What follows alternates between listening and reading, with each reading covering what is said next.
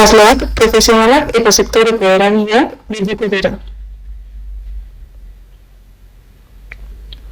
Hezkuntza eta lanbideetan euskararen eragileak dituen erronkei eta aukeri buruz hausnartzeko.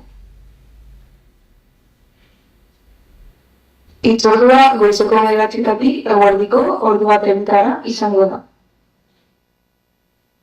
Hau da egitaraua.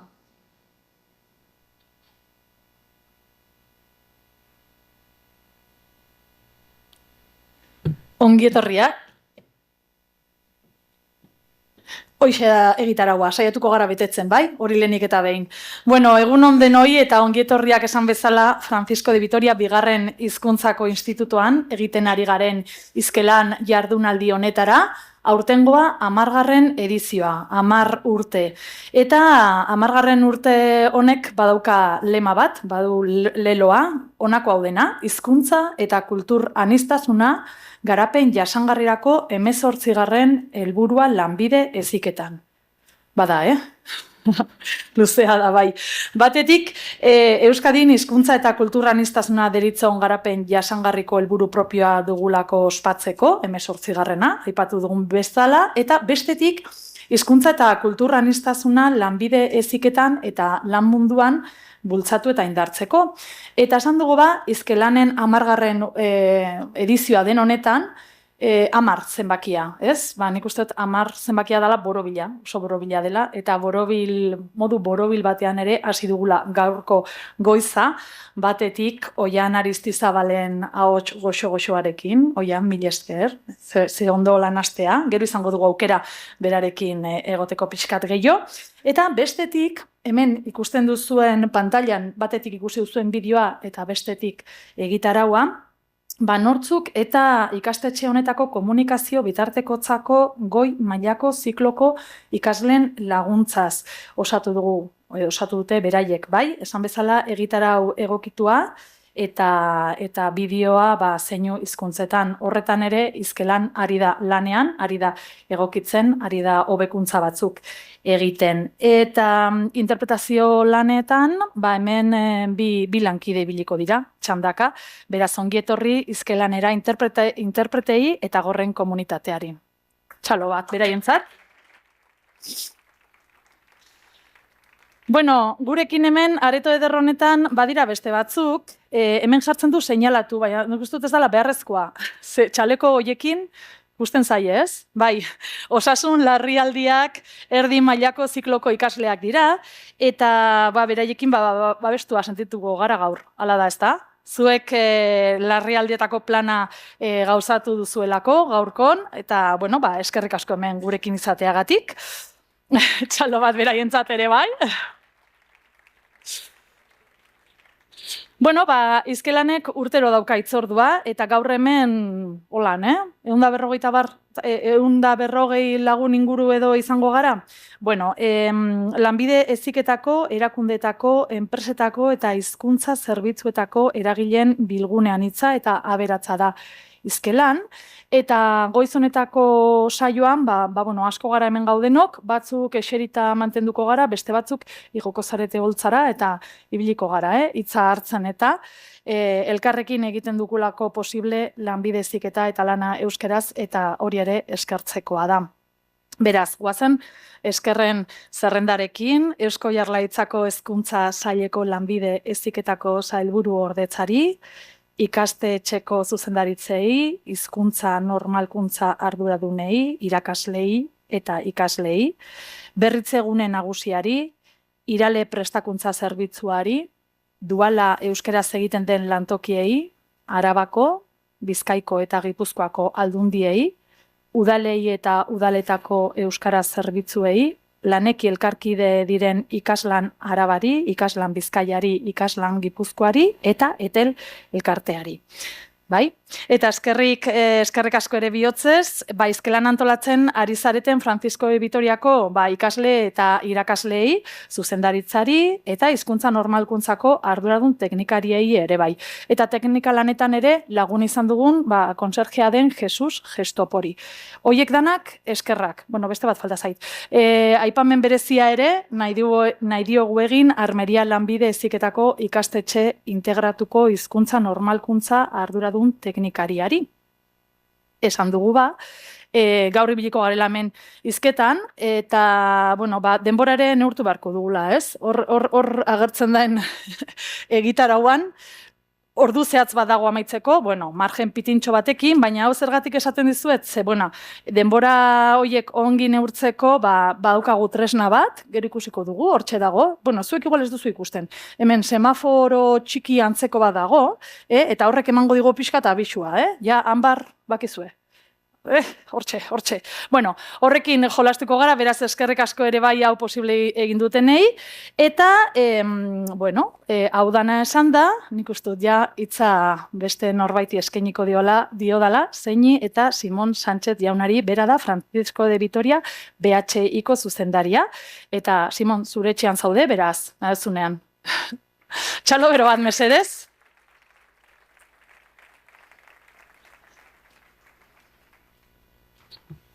Egunon, ongi etorria guztiei, benetan, gure etxea da, zuen etxea eta lagunen artean egotea beti posgarria den.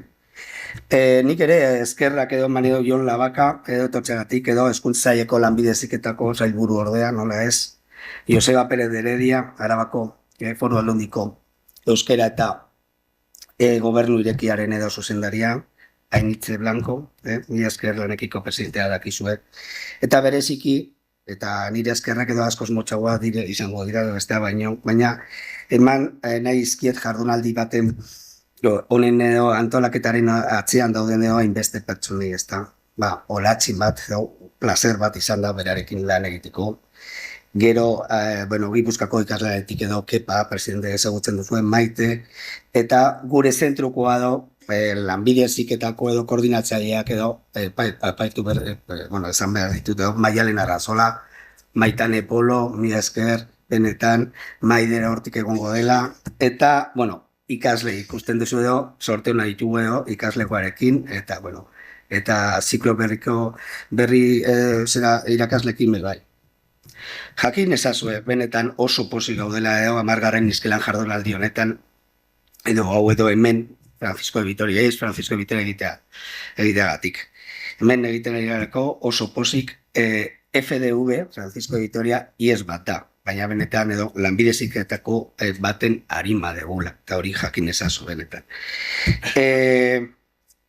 Horreinik, benetan goratzen naiz duela urte oso bat urriaren 22an edo hortikan, lekukoa jaso genuenean edo pentsatu nuen, urte oso bat dugula lan egiteko, prestatzeko, arazorik ez, hau oso erreza dela, ez da inbesterako izango, ostia, okernen bilen.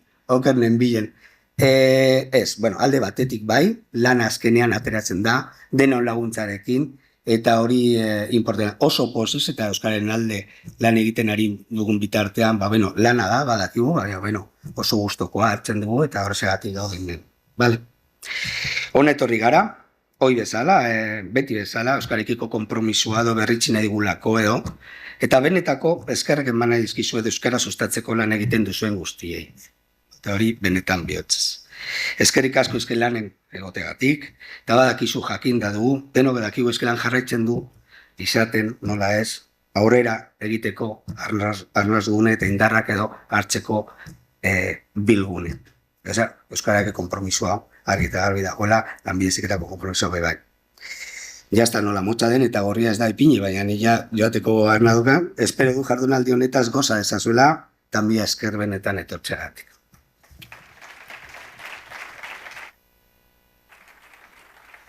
Eskerrik asko, Simon. Eta mila esker, zure etxea eskaintzeagatik, gaurko jardunaldi honi hasiera emateko. Eta aurrera egingo dugu Eusko Jaurlaritzako Hezkuntza Saileko lanbide heziketako sailburu ordearekin, bera Jon Labaka da. Jon Labaka, egun on, nahizunean zurea da hitza, txalo bat berarentzat mesedez.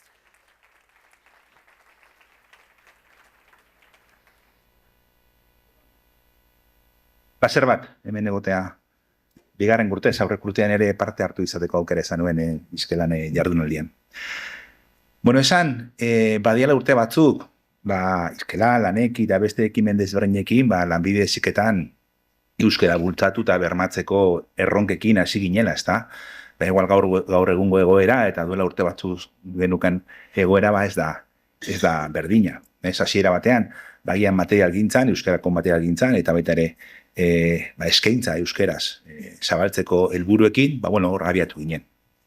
Gaur egun badauzkagu dato batzuk, pixka bat, hobeagoak ez? Duela, 18an hasi ginenean euskaren planarekin, euskeraz ikaste zuten ikasle kopurua edo ziklo kopurua, igotzen joan geha, gaur egun, eta hemen apuntatuak harriet, gure ikasleen 151, lanbide heziketako ikasleen 151 euskarako ereduren batean ikasten du, edo B edo D ereduan. Hoiek duela urte batzuk baino ja datu egokiagoak dira, hobeagoak. Eta horretaz aparte, hor barruan beste bilakara bat egonda. B eredua beruntz doa eta D eredua euskara utzean ikastuten ikasleak gora dijoazte. Aurtengo urtean, ikasturtean, 1,8ko igoera izan dugu euskarako eskaintzan. Horren, bagabiltza gure pausak ematen eta uste bidezkoa dela, mai gainean jartzea datobek. Baina horrek ez du estali behar, erronkak izaten jarraitzen dugula, euskararen inguruan erronka potenteak dauzkagu eta jarraitzen dugu edukitzen, ez? Bi aipatuko ditut, gehiago daude, baina euskaren planarekin hasi ginenean, erdi maila eta goi mailarekin hasi ginen. Azkeneko urte hauetan, oinarrizko edo hasierako lanbide heziketa sartzen ari da geota gehiago, eta konstiente gara. Perfila hauetan, euskara maila desinte bajo dala, hor erronka badaukagu, gaur egun lantzen ari garen datu guztiak, erdi maila eta goi mailako datuekin ari gara lantzen, baina hasierako lanbide heziketa txertatzen dugunean, hor daukagu erronka potente bat, uste gero horretaz zingo dala. Agian ez, pentsatzen dut, beste helburu batzuk ere sartu berritugula, prozesu hontan, ez bakarrik euskara utzean ikastea, agian kulturarekin lotura dauden gauza, edo beste gauzatzuk ere sartu berritugula, gerturatzeko euskal hizkuntza eta kulturara, igual atzerritik, edo beste leku batzuetatik etortzen diren ikasleak eta asko hasierako lanbide heziketan bukatzen dutenak. Hori erronka nagusi bat bezala markatzen dute hemen, horrengo urtean berriro juntatzen garen horren inguruan zer kontatzen daukagun. Baitan enpresa munduan, eta duala, horre beste erronka bada, eskolan edo ikastetxean euskara giro batean ikasi dezakete, baina gero enpresa mundua juten dira eta gauza batzutan aldatu egiten dira. Horre duala euskara zede hor erronka polita daukagu. Horregatik, programa ikusi nuenean, eta ikusi nuenean Euskararen Institutua parte hartzen zuela, eta aukera izango genuela, sortu berri den Euskararen Institutuaren helburuak eta berri jakingo genuela, gauza interesgarria bezala, zergatik, dekreto berri bat, helburu berria, eta hor, euskara utzean ikasteaz aparte beste helburu batzuk ere landuko direla, eta uste hori hona dela guke lantzeko. Eta ez hori bakarrik, gaurko jardunaldiaren osotasunea pixat aztertzen, ez da horiek ere apuntatu ditu, gobernu bezala Euskararen Institutuaren eskutik ze helburu lantzen ditugun, jakitea uste lanbide heziketaren parte garenok, interesgarria eta beharrezkoa dela. Baina geho, garapen jasangarritasuneko helburuak barruan, euskara eta euskal kultura barruan egotea uste potentea dela baita ere, eta horretaz hitz egitea ere uste, izaten duen ikuspegi zabal hori ez bakarrik zenbat ikasle ikasten duten euskeraz, edo zenbat material sortu dituen euskeraz, beste ikuspegi zabal hori ulertzen ere lagunduko digula, baina adimen artifiziala hitz egiten duen hizkuntzarekin lotuta, baita ere iruditzait, oso ikuspegi egokia eta zabala ematen digula, edo komunikazioaren irizgarritasunaren inguruan hitz egiten dugunean, motivazioak, hau, nik neukan orbitan, baina, euskara ikasteko motivazioak, eta, baita ere interesgarria da, eta, lehen aipatu duan euskara duala, ez? Beste hitz batzutan esateko, pentsatzen dut oso jardunaldi polita eta txukuna antolatu duzuela euskeraren inguruan egon daitezke faktore desberdinak landuz, eta seguru nago oso ondo jongo dala, zoriondu, eta eskerrak eman, eta animo. Bai? Mila esker.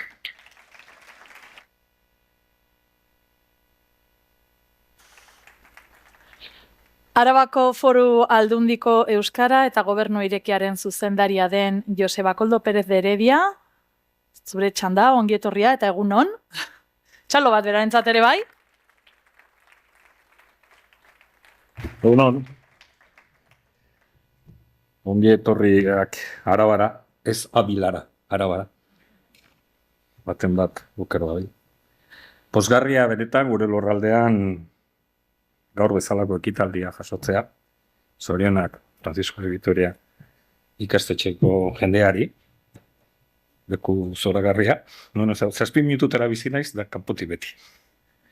Eta pozgarria ere ekimen hau egonkortuta ikustea, batzen nahi dela 7-8 urte hartumen izandako beste honelako ekitaldi batean, parte hartu izan behar nuela, eta behar hori kendu zen, ze oso interesgarria izan zen parketu.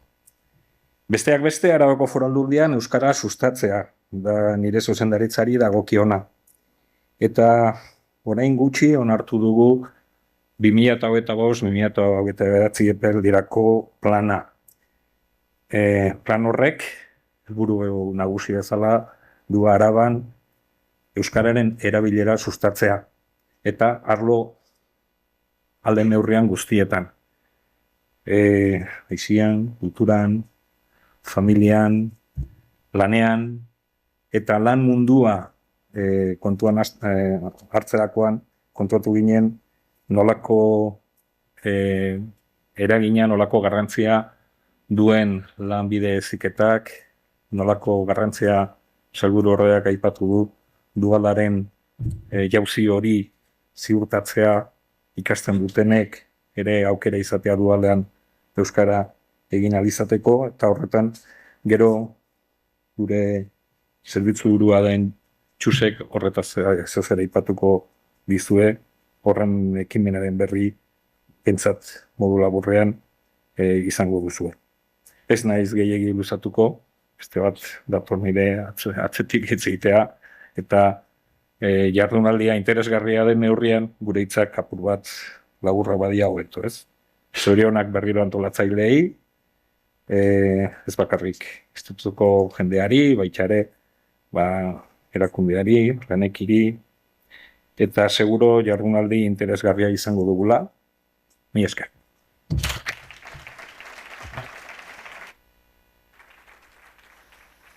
Eskerrik asko zuri, Joseba, eta aurrera ingo dugu, Ainitze Blanco etxalekuren txanda da, bera da Laneki elkartearen presidentea. Beraz, ongi etorria bebai, Ainitze, eta zurea da hitza.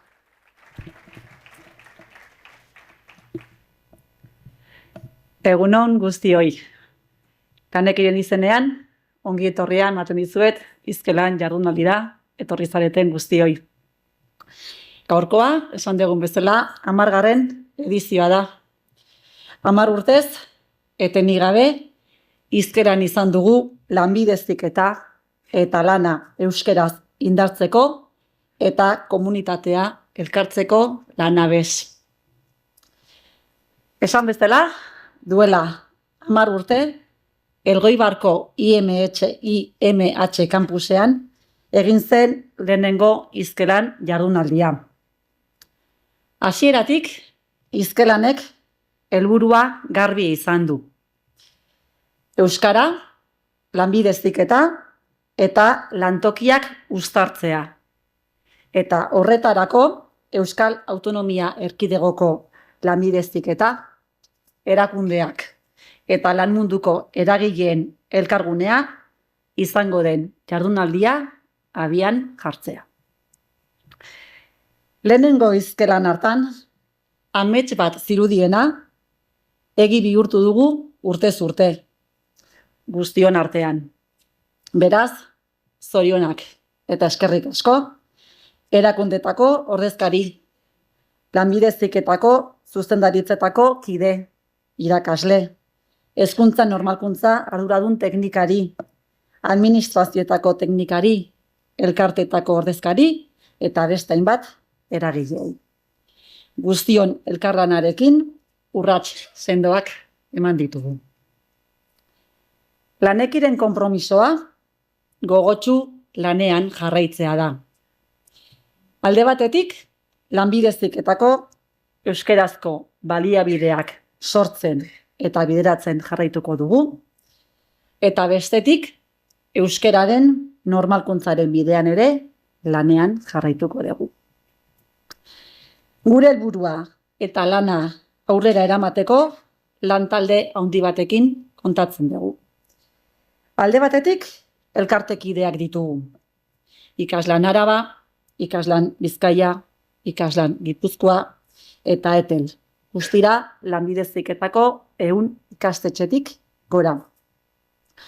Bestetik, babesleak, Eusko Jaurlaritzako Hezkuntza Saila, lanbide heziketako sailburuordea, Eusko Jaurlaritzako Hizkuntza eta Politika Saila, Irale Zerbitzua, Berritze Egune Nagusia eta Teknika.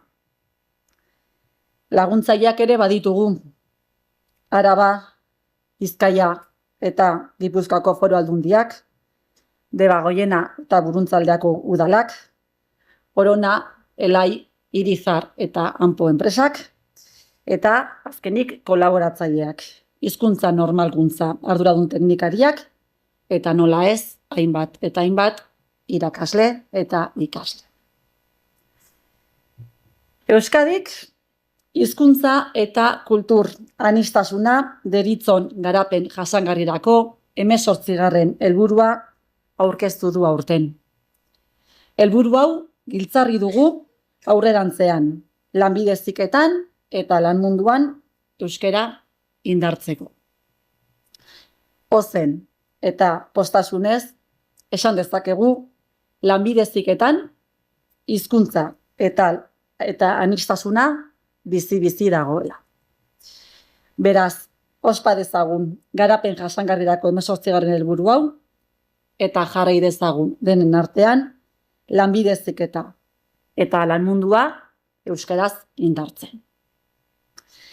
Gaurkoan, elkar aberastuko gaituen jardunaldia antolatu nahi izan dugu egitarau zabal batekin.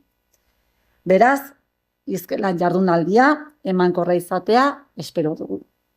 Josune Belez de Mendizabal orkezleak gidatuta eta Iria Kordobilla eta Oian Aristizabal abeslariek girotuta izan dezagula goiz eguerdi atsegina. Eskerrik asko.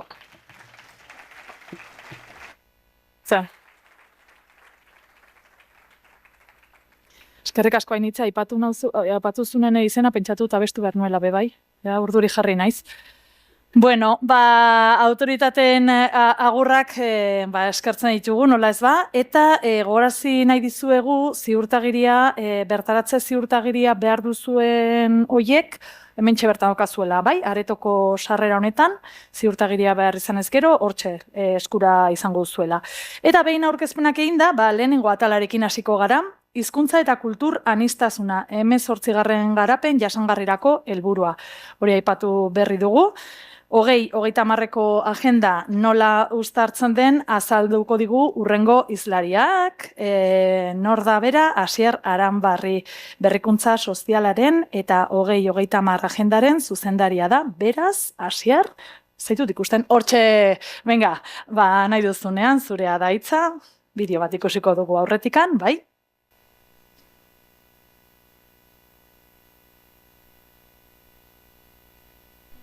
Bazenekien 7.000 hizkuntza baino gehiago hitz egiten direla munduan. Eta bakoitzak mundu ikuskera propioa duela.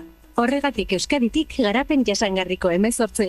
helburua sortu dugu. Ahots batuak, kultura eta hizkuntza aniztasuna mundu justuagoa eraikitzeko. Izan ere, hizkuntzarik eta kulturarik gabe, ez dago garapen jasangarririk. Eusko Jaurlaritza.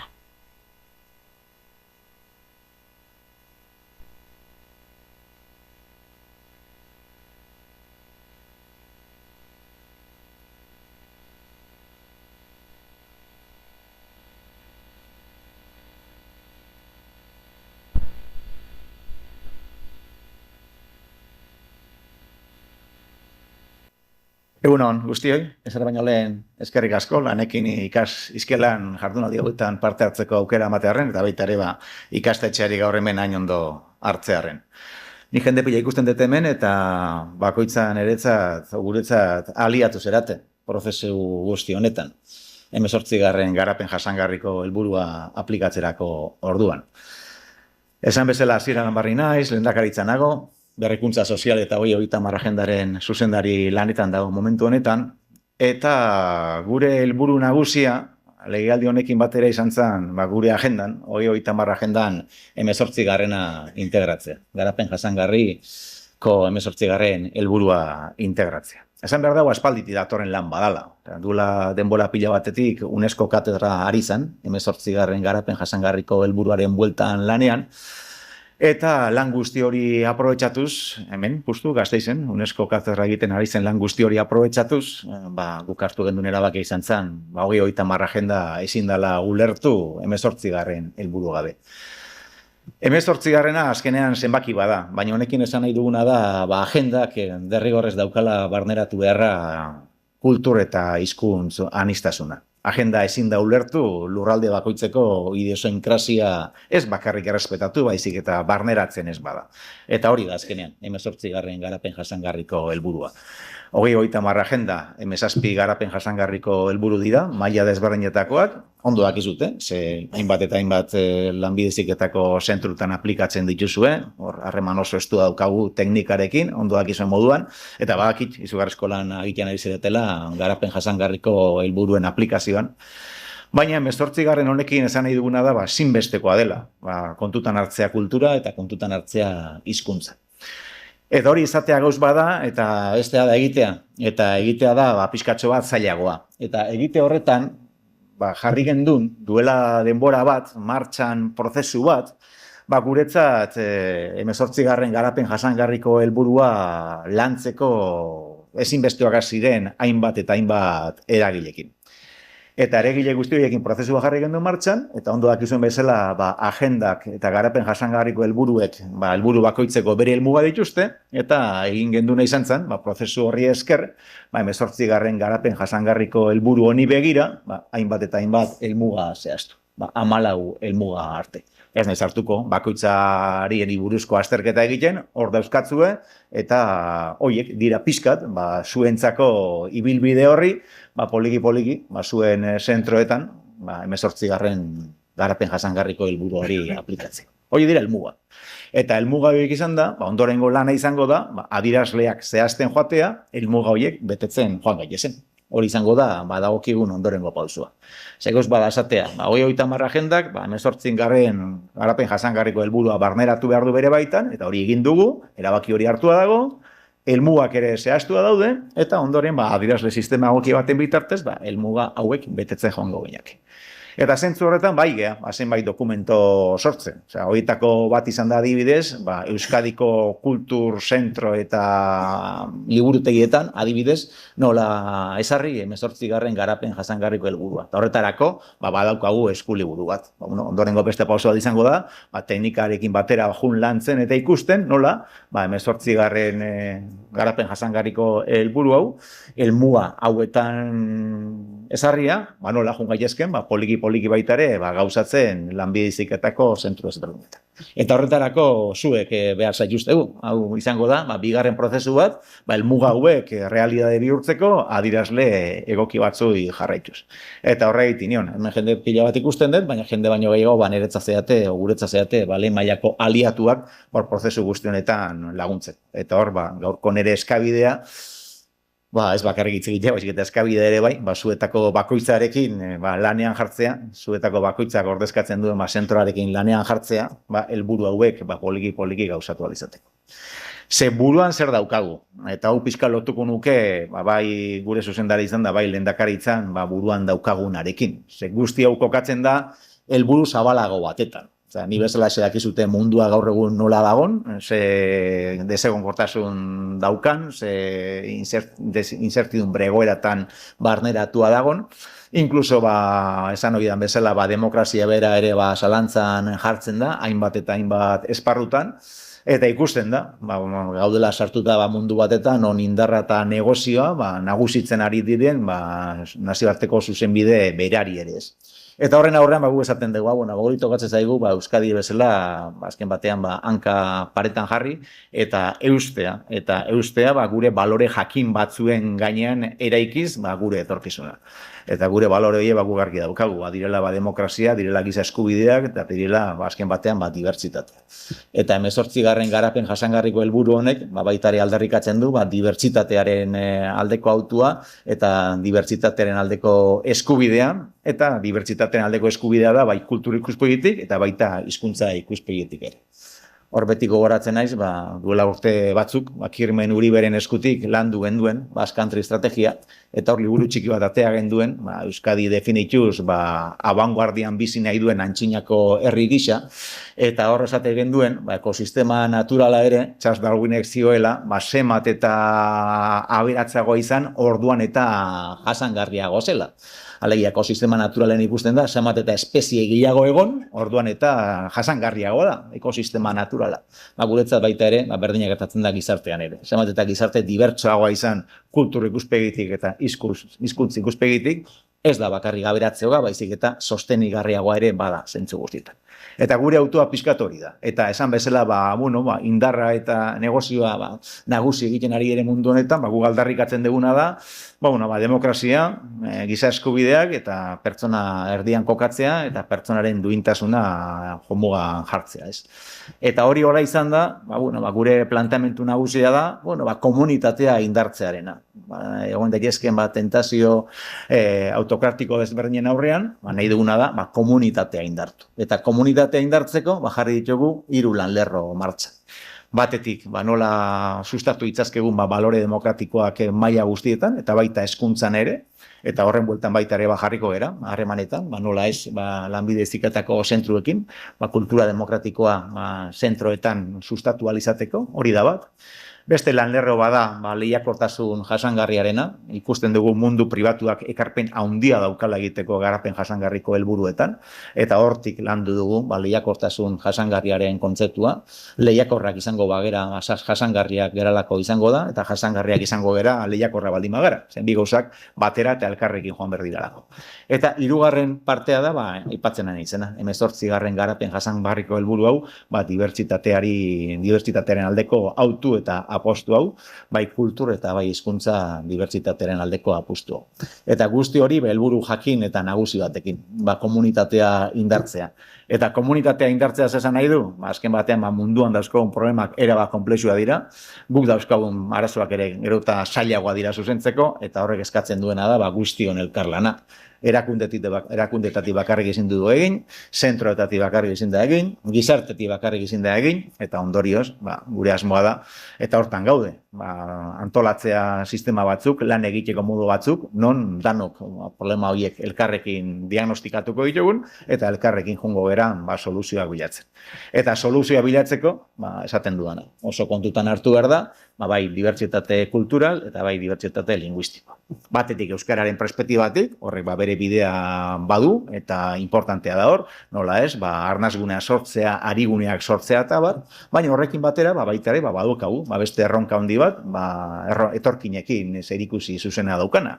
Horrek ere, gure gizartearen aldaketa nabarmena dakar, eta dibertsitateari sortzaileen errespetu hortatik, integrazio prozesuak ere modu egoki batetan landu behar ditugu, horrek implikatzen duen guztiarekin. Eta hortarako leku aproposak, leku egokiak dira, nola ez ikastetxeak, eta kasu honetan lanbide heziketako ikastetxe. Hoiz esan nik gaur eman nahi nuen mezua.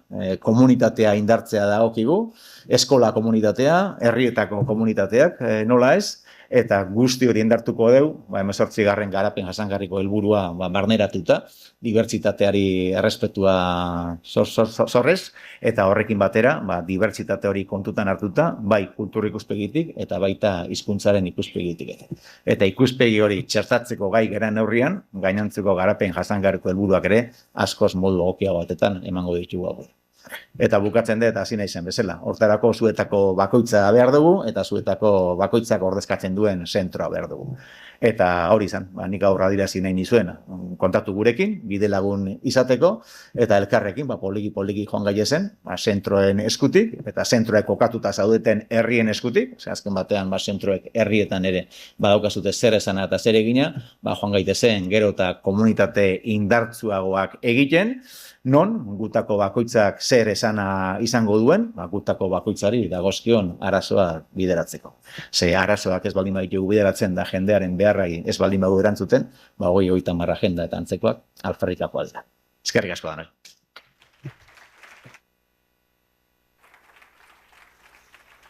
Mila esker, Asier Aranbarri. Lanbide heziketan dagoeneko garapen jasangarriko 18. helburua oinarri hartuta, aurrera egingo dugu lanean eta horren berri ere izango duzue.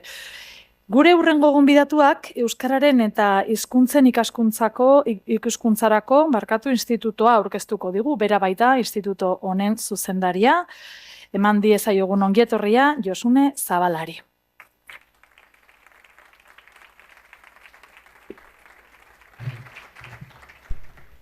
Kaixo, egun on guztiori, eta zertan asterako antolatzailei eta batez ere ekitaldi hau bideratu duzuen guztiei, zorionak eman aizkizuet, 10 urte bete dituzue, 10 urte sakon eta bete egin dituzue.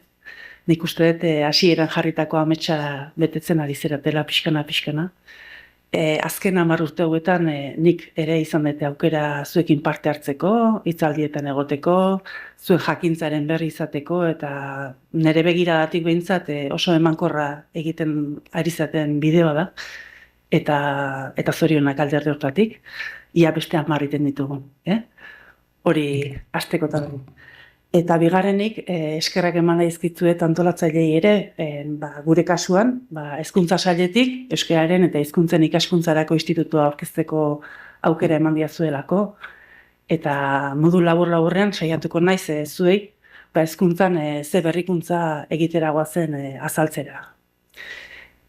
Jardunaldiaren hasieretan entzun ditut eskerrak emateko garaian edo ikusi ditut gure logoetan Ulibarri, Berritzegune nagusiak, Irale, horren katebegia osatuko du euskararen eta hizkuntzen ikaskuntzarako institutuak. Esango nuke hezkuntzak nolabait fase bat izan duela bere Berritzegunean, edo Ulibarraren bitartez, edo Iraleren bitartez, eta hizkuntzen gaia bai hezkuntza arautuan da baita lanbide heziketan bide bat egin duela, eta momentu honetan nolabait kobazulo barruan gaudela, etorkizunean ze ekarpen egin nahiko genioken euskeratik hezkuntzari berosotasunen pentsatzen, eta kobazulo horretatik ditugun heldulekuak zein diran azalduko dizuet, eta baita ere modu zehatzean ze programa egiteragoa zen datorren ikasturtetik aurrera.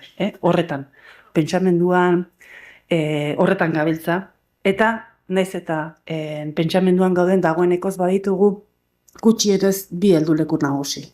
Bata da, 2023an, 2023ko abenduaren 21ean onartu zen hezkuntza lege berria, ekarpen berriak egin dituena, eta horren harira eginkizun berria jarri dizkiguna.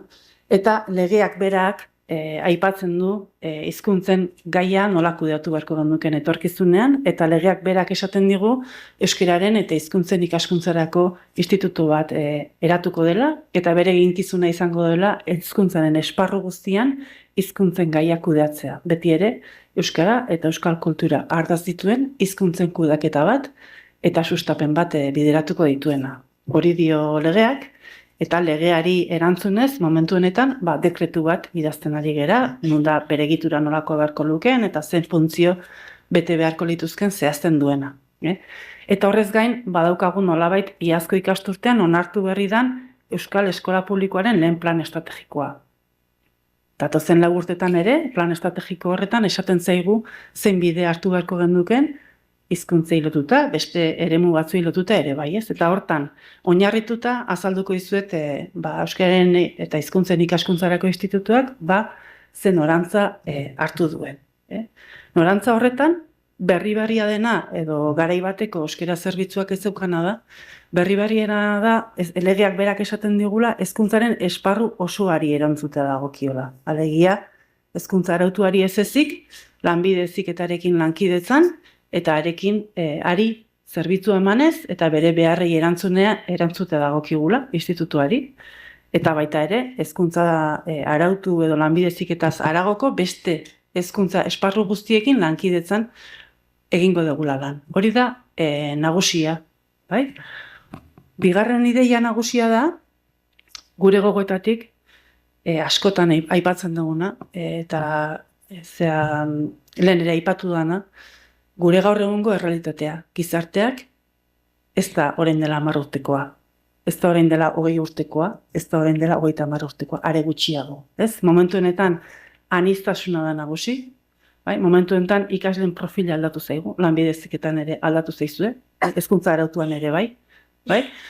Irakasleen beharrizanak eta baita ere profila ere aldatu da, bai? Beraz, beharrizan konplexuagoa ditugu, beharrizan ezberdina ditugu, eta hezkuntzaren ekosistema oroar, familiak, langileak, irakasleria, herriaren ingurunea, hizkuntzaren ikuspegitik, hizkuntzaren atxikimenduaren ikuspegitik edo erabileraren ikuspegitik, gero eta aldakorragoa da eta gero eta konplexuagoa da. Eta institutuaren ikuspegi horretatik dagokigu eszenategi berri horri erantzutea eta aldan neurrian ikasleen profilari laguntzea euskaldun eleanitzak izaten, irakasleari laguntzea horretan zein tresna behar dituen eskaintzen, eta baita ere bere ingurun marian dagoen ekosistemarekin lankidetzan jardutea.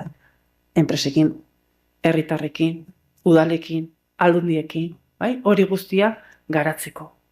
Hori da oinarrizko gure premisa.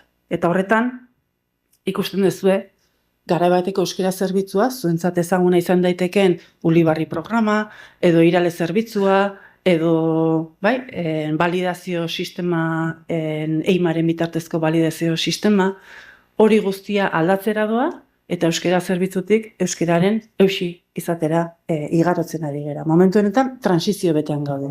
Eta esan dizudan bezala, dekretu bat idazten, eta dekretu horretan zehaztuko da, pixkana, ze jomuga izango ditugun.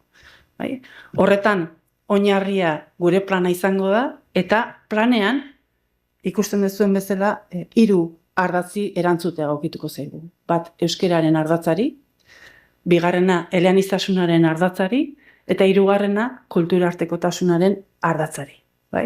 Beti ere, lehengoen hezkuntza helburuei jarraituz, gure jomuga izango da ikasle euskaldunak sortzea, eta irakasleak ere euskaldun izan daitezen lantzea, eta horrek esan nahi duen guztuiarekin, euskaldunak eta euskal kultura ezagutu eta maila askotan baliatzen dutenak. Bigarrenik, eleanitzak ere izatea, euskara, gaztelania, ingelesa ere albalitz edo atzerriko beste hizkuntza bat ikasi eta horren bidez lana egin, eta bizitzeko aukera eskaintzea da gure helburua, eta eleaniztasuna aipatzen dedanean, kulturartekotasunarekin lotuta ere aitortuz gure 2 hizkuntza ofizialak ez ezik, gure ingurunean beste hizkuntza asko eta kultura asko daudela, eta horiekin lankidetzan, harremanetan aberatsago egin nahi degula, ekosistema aberastu nahi degula toki horretatik. Eta 3. ardatza kulturartekotasuna aipatu den bezala. Zer argiztatu beharko genduke etorkizunean ardatz oinarri horiek hartuta, egitura hau osatzera goaz gure dekretuan. Gure helburua da, edo gure helburua da 3 ardatz horiek erantzuteko nolabait 4 lanildo sortzea, lanildo horien arabera zuekin lankidetzan aritzea, eta baita ere maila batean zerbitzu eskaintzea. Hemen ikusten dugu alde batetik lehenengo helburua izango litzake bereziki ikerketa sustatzea. Gure hezkuntza sisteman, lanbide heziketan, hizkuntza eta kulturei lotuta irakasleen perfila zein den, ikaslek zein gaitasun dituzten, zein motivazio dituzten, enpresekiko zein lotura dauden, horren gaineko ikerketa mota ezberdinak egitea eta zuei eskaintzea eta datuak ematea eta horren gainean gogo eta piztea, hori izango litzake lanildo bat. Bigarrena, oraindik orain badaukaguna irakasle behar izan linguistikoa dituzue, zuen kompetentziak hobetzeko bai euskararen aldetik, edo izan daiteke ingelesaren aldetik, edo beste hizkuntza batzuk.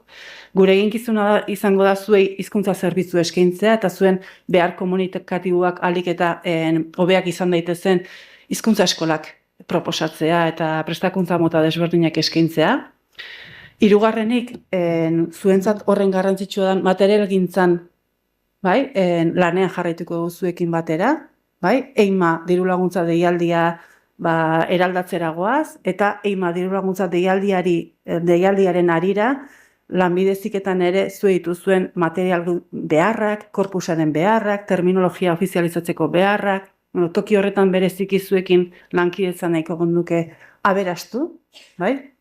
Eta azkena, zuentzat ere, hemen zaudete normalizatzaile asko, hizkuntza normalizatzaileekin batera, gure testu inguru berriari nola erantzun aldiogun ikastetxe mailan, gogoetatzera goaz. Hizkuntza proiektu berriak eratzera goaz, hizkuntza proiektu berriak egiteko dekretu bat ere sortuko da eta argitaratuko da, eta bide horretan, institutuan hainbat bide lagun edo aholkulari izango ditugu ikastetxe hizkuntza proiektuak egiten eta normalizazioak bide berriak urratzeko baliabideak eskainiz. Bai, hori normalizazio lotuta, baina beste programa asko sortzera goaz, lehendik datozenak ekarri eta berritu eta sortu, eta printzipioz, lau lanildoien arabera lan egitera gatoz. Esan dizuet, hasieran bereziki oinarrizko heziketan gabiltza, baina datorren ikastutetik aurrera, eta Jon Labaka hemen daukagu lagun, berak badu proiektu honen berri, eta zuekin batera espero zaituztet buru belarri euskararen, eta hizkuntzen ikaskuntzarako institutuarekin lankidetzan, beste 10 urte emankor eta hobe eraikitzeko. Eskerrik asko.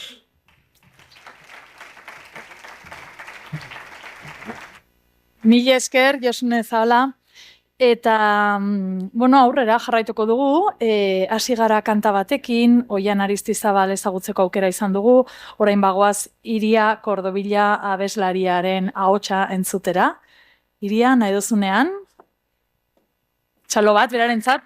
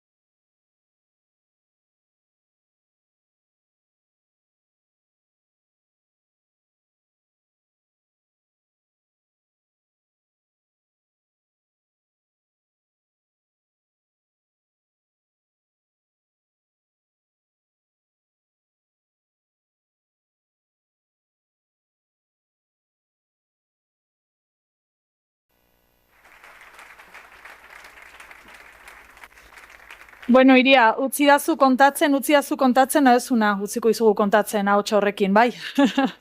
Eskerrik asko benetan, eta aurrera egingo dugu, oraingo honetan baliabideei buruz hitz egingo dugu, baliabideak, teknologia, adimen artifiziala. Lanbide heziketako jardunean, baliabideak sortzea da irakasleon egiteko nagusi bat, eta baliabideak sortzerako orduan, teknologia daukagu tresna.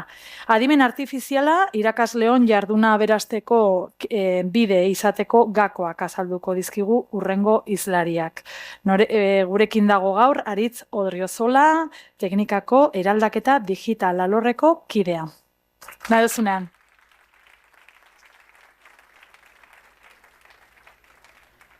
No. Ez diazu lan erresa jartzen, Iria eta oian entzun da gero hemen hastia, egongo ginake goizo zuek aitzen, baina hasi beharko dugu, bai. Bueno, nire izena da Aritz Odriozola eta Don Boskoko irakaslia izatiaz gain baitare teknikan abil, bai, eraldaketa digitaleko alorrian. Orduan gaurko honetan,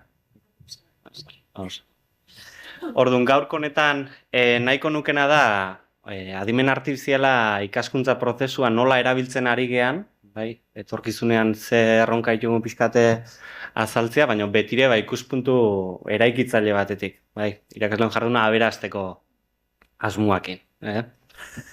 Orduan, bueno, bakigu irakaskuntzan jarduteko modua eraldatzen ari dela, nola baite meintzate adimen artifizialan bidez, baina garrantzitsua da, bai, sekula ez ahaztia gure lepo gainean daukagun patata honetan, bai, daukagula giza adimena. Giza adimen honek betire lagunduko igulako irizpideak eta kritikotasuna erabiltzen. Bai, hori baita adimen artifizialek ez daukana, datutan oinarritzen delako. Bai, orduan irakasle moduan gure ardura izango da zertarako erabiliko dugun eta zertarako ez erabakitzea. Bai, eta betire jakinda adimen artifiziala bitarteko tresna bat edo teknologia bat izango dela helburu bat lortzeko, eta ez beti amaierako erabilera batean soilik enfokatuta adimen artifiziala. Bueno, hori esan da orduan, garrantzitsua da adimen artifizialak eskaintzitun aukerak eta aldi beren arriskuak ondo identifikatzea, horren arabera, zehaztu beharko dugulako zertan erabiliko dugun eta zertarako ez dugun erabiliko. Bai, orduan, prestal gaude arduraz erabiltzeko hori izango litzateke erantzutia tokatuko litzaiguken galdera.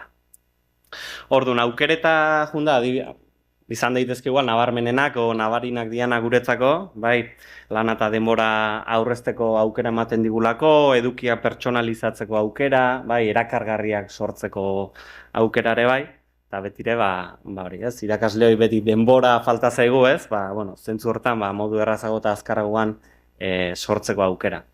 Eta gaur hemen izkelanen ondan nola ez, euskarazko edukiak sortzeko, bai, askotan hori izaten bai dugu, handicap handia, bai, orduan, horri esker, gauza politiak iteko, aukerak biderkatu egiten dialako, Orduan, bestaldetik orde aukera ikusi ditugu, baina arriskuak ere badituzte, bai, orduan, arrisku horiek ondo identifikatzeare garrantzitsua da. Lehenbizikoa litzateke datuen pribatutasuna eta segurtasuna, bertan, datu pertsonal eta akademikoekin lan egiten dugu, bai, datu sensibleak dira, orduan, arreta handiakin jokatu behar dugu. Eta zergaitik, adimen artifizialak ere, datuak bildu eta prozesatzen dituztelako, askotan helburu batzuk lortzeko asmoz. Bai, orduan, garrantzitsua da hemen ere bai, zertarako erabiltzen dituzten, bai, hausnarketa egitea, datuak babestuta ote dauden jakitea eta baita ere, legedia, babesta pribatutasunari buruzko legedia betetzen ote duten, jakitea. Orduan, horren aurrean zer egin dezakegu? Babes neurriak hartu. Bai, lehenbizikoa zen izango litzateke, bai, hezkuntza sailak edo ikastetxeak eskainitako teknologia digital horiek erabiltzea. Bai, kanpoan bila hasi aurretik, zen ikustera zer eskaintzen dugun, zer teknologia ditugun, gauza bera adimen artifizialarekin. Bai, bigarrenak, zuhurtzia printzipioa, bai, ez dugu sartuko, ez genuke sartu beharko datu sentikorri. Bai, eta horiek zeintzu dira, azken batean dira, pertsona bat identifikatzia ahalbidetzen duten edozein datu izan daitezke, bai, izen-abizenak, nortasun-agiriak, bai, kalifikazioak, azken batean, bai, identifikatzeko aukera ematen dituztenak. Horren aurrean zer egin dezakegu? Ba, egin dezakeguna da datuak anonimizatu edo pseudonimizatu, bai, identifikatu ezin bezala jartzea, ezta? Ba, gure datuak edo ikasleenak, bai, kontu zibilitar gera zentzu horretan. Eta bestetik baita ere, ba, adimen artifizialeko teknologiek ere eskaintzen dituzte behien ezarpenetan soilik datu horiek kanpora ez ateratzeko aukera. Bai, orduan kasu horietan egokia litzateke horiek erabiltzea. Bigarrengo arrisku bezala alborapenak. Bai, alborapenen barnean hor daukagu genero eta arraza alborapena. Bai, kontuan izan A ereduak datu pila, ezta, horretatik jasotzen dutela informazioa, eta bertan emandako erantzuna ere horren araberakoa. Bai, horren aurrean kontu zibili behar gara, bai.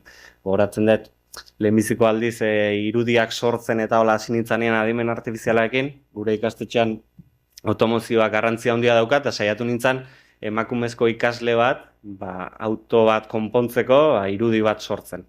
Eta bertan emandako iruda betintzen emakumezko ikasle bat takoi gainetan. Eta hor jardun nintzen prontarekin jotazu, baina ez nuen lortu takoirik gabe jartzea. Eta gaur da eguna, bai lortzeko moduan naizela baino. Horrek askotan, bai ematen digu, horretara, ez da, zergaitik agertzen da irudi horretan takoidun emakumea. Bai, bueno, pixka eta hausnarketa horiek egitea ongi etortzen da. Bestetik baita ere, arrakala digitala daukagu. Bai, arrakala digitala azken batean izango litzateke, balio dituztenek eta ez dituztenen arteko desoreka horiek sortzea. Hezkuntzara etorrita, ikasleen aukera berdintasun ere urratzea ekarriko lukelako. Orduan horren aurrean ere hartu beharko erabakiak tentuz hartu beharko genituzke. Bestetik, gaur euskararen da hizkelanen egondan nola ez, hizkuntza minorizatu eta kultura ez hegemonikoen diskriminazioa. Bai, azken batean datu kopuru txikiagoak ditugu, euskeraz lanean ari garenak eta sortzen dugunak, beraz horren aurrean zer da egin dezakegun gauza garrantzitsuna, euskaraz gabiltzanok, mundu digitalean ere, euskaraz ibiltzea. Adimen artifiziala euskaraz hornitzea, horri esker, ari delako pauso ikaragarri handiak egiten, adimen artifizialak euskarazko eduki eta informazioetan ere, bai. Eta bestetik nola ez, jasangarritasuna. Badakigu adimen artifizialak energia ur kopuru eta mineral kantitate handiak behar izaten dituztela, servidoriek eta martxan egoteko, orduan horren aurrean baita ere, kontzienteki eta neurriz erabiltzea litzateke egokiena, bai. Orain, ikaskuntzarako ikuspuntuari dagokionez, bertan garrantzitsua da kontzientzia digitala lantzea. Horri esker, mundu digitalean ibiltzak dituen ondorioak kontuan izan beharko genituzkelako modu seguru etiko eta arduratsuan jokatu ahal izateko. Bestetik baita ere, idu ikuspegia. Bai, pixkanaka ikastetxetan txertatzen goazen ikuspegi garrantzitsu hau. Bertan, 3 printzipioak errepasatuko ditugu. 3. printzipioak hasita, garrantzitsua dela ikasleak motibatuta izatea. Zerbait gustora eta ikaskuntzan murgiltzeko oso garrantzitsua delako. Lehenbizikoa litzateke informazio eta edukia jasotzeko modu eta formatu ezberdinak eskaintzea, eta hori irakasleoi, zikloei, ikastetxei dagokiguna da. Horri esker, pertsona bakoitza modu ezberdinean ulertzen ditugulako gauzak, adimen ezberdina ditugulako, beraz, eskaintzeko formatu horietan, adimen artifizialak asko lagundu diezagukelako. Eta bigarren printzipio bezala baita ere, alderantzizkoa. Ikasle batek berak ikasitako hori adierazteko ere, hainbat modu eta formatu ezberdin eskaintzak ere, asko erraztuko diolako ikasle hori adierazten, ezta? Ikasi duen hori edo komunikatu nahi duen hori guztiari. Bestetik nola ez, irisgarritasuna. Bai, irisgarritasunerako ere, pertsona guztientzako erabilgarri bihurtu ditzakegu, edukia, teknologiak, bakoitza dituen beharran arabera. Hor ditugu, ikusmena, entzumena, mugikortasuna, ulermena, bai, hizkuntza honen aurrean, adimen artifizialak aukera handiak eskaintzen dizkigulako. Eta baita ere bestaldetik pertsonalizazioa. Denok ez dugu modu berean, ritmo berdinarekin, interes berdinak ez ditugu, beraz, horren aurrean pertsonalizatzeko aukerak ere biderkatu egiten zaizkigu adimen artifiziala erabilita. Balio digitalak sortzerako orduan nola ez, ideien sorrera, nunbaitetik hasten gara, bai, hutsetik hasten garenean, lehen da bizi ideia hori garatu behar dugu, orduan adimen artifizialak, bai, ikaragarri lagundu diezagukela gure irudimen hori martxan jartzen eta hortik abiatuta gauza berriak sortzen. Eta behin hortik abiatuta, igaroko ginateke edukiak sortzera. Edukiak sortzeko ere, lehen aipatu ditugu moduan, software prozesu hori modu asko errazten digu. Erraztu eta azkartu. Behin hori esan da, adimen artifiziala teknologia zein erabiliko dugun ere, aukeratu beharko genuke. Bai, aipatu dugun bezala, saiatuko gara lehen da bizi, hezkuntza sailetik edo ikastetxetatik, bideratutako teknologia horiek erabiltzera. Eta betire, datuen pribatutasuna eta segurtasunen trataeraren modu egokian lan egiten duten teknologiak aukeratuta, beste faktore garrantzitsua izango da euskaraz aritzeko, adimen artifizialarekin eta sortzeko aukera eskaintzen dizkiguten teknologiak aukeratzea, eta bestetik baita nola ez arpidetza eta doakotasuna. Gaur egun adimen artifizial gehienak mugatuak ditugulako eta hortik aurrera erabili ahal izateko ordaindu behar izaten dugulako. Eta bestetik nola ez, zein funtzionalidade horrekin zer egiteko aukera eskaintzen digun garrantzitsua da. Eta bertan baita ere bukaerako utzi detena da, aukeraketa hori ez dela moda soil bat, baizik eta hemen ikusi ditugun puntu horien araberako hausnarketa baten ondorengo aukeraketa izan behar duelako. Adimen artifiziala zein erabiltzea hautatzen dugun. Garrantzitsua nola ez, promptina. Promptina izango litzateke adimen artifizialari gizakio komunikatzeko ematen diogun jarraibide galdera edo testu izango litzateke. Horri esker lortuko denukelako adimen artifizialarekin komunikatzea eta lanean jartzea. Orduan, hor nola ez, fintzea joan beharko dugu. Lehendabizikotik lortzea emaitza txukuna lortzen dira, baina betire jarraitu beharko dugu hori hobetzen, nolabait optimizatu eta bukarako emaitza egokiak izan daitezke. Orduan, promptin baten ezaugarriak egokiak izango lirateke, emango diogun informazio argia eta laburra izatea, gai baten inguruko espezifikoa izatea, lortu nahi dugun horrekiko, beharrezko aldin bada testu ingurua ere ondo adieraztea, eta baita ere gako hitzak erabiltza, modu orokor batean. Eta behin balio digitalekin hasita, informazio bilaketak egiteko, aukera bat jartzearen Perplexity aukeratu dut, hor jarri dizuet, erabilera zertarako informazioa bilatzeko eta zalantzak argitzeko oso interesgarria delako, eta gainera, iturriak kontrastatzeko aukera ematen digulako. Askotan trazabilidade hori galdu egiten dugu, adimen artifizialarekin, baina garrantzitsua baita ere hori kontuan izatea. Nondik datoz, bilari garen datu horiek informazio hori. Euskaraz ere kalitate egokian lan egiten du, baina lehen aipatu duen bezala, daude oinarrizko bertsioak eta hortik aurrerakoak asko erabilizkero ordainpekora pasako ginateke. Bigarrenik testu motako edukiak sortzeko adimen artifizialak genituzke, hor jarri dizkizut batzuk, informazioa bilatzeko, testuak sortzeko, laburtzeko, eta edozein bestelako eduki sortzea ahalbidetzen digute, kalitatea euskaraz ere orokorrean batzuk beste batzu baino hobeto dabiltza noski, baina nahiko kalitate egokian dabiltzala esan genezake, gauza politak lortzen dira.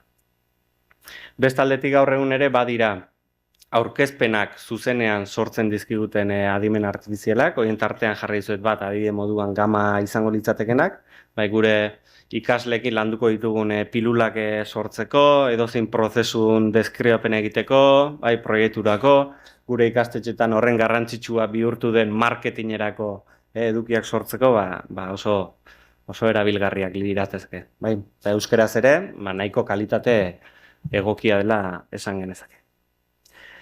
Irudiak sortzeko ere, bai, hemen jarri dizkizueten telekomunikazioetako bi ikasle izango liratekenak, ikusten ditugu kalitate oso txukunak lortzen ditugula, bai. Irudi hauek, aurretik sortu ditugun aurkezpen horietan erabiltzeko aukera emango liukete, edo eta bestela gertoki profesional batean, bai, benetako lantoki batean, lan ingurune batean, kokatzeko aukera emanez, edo eta baita ere marketingerako.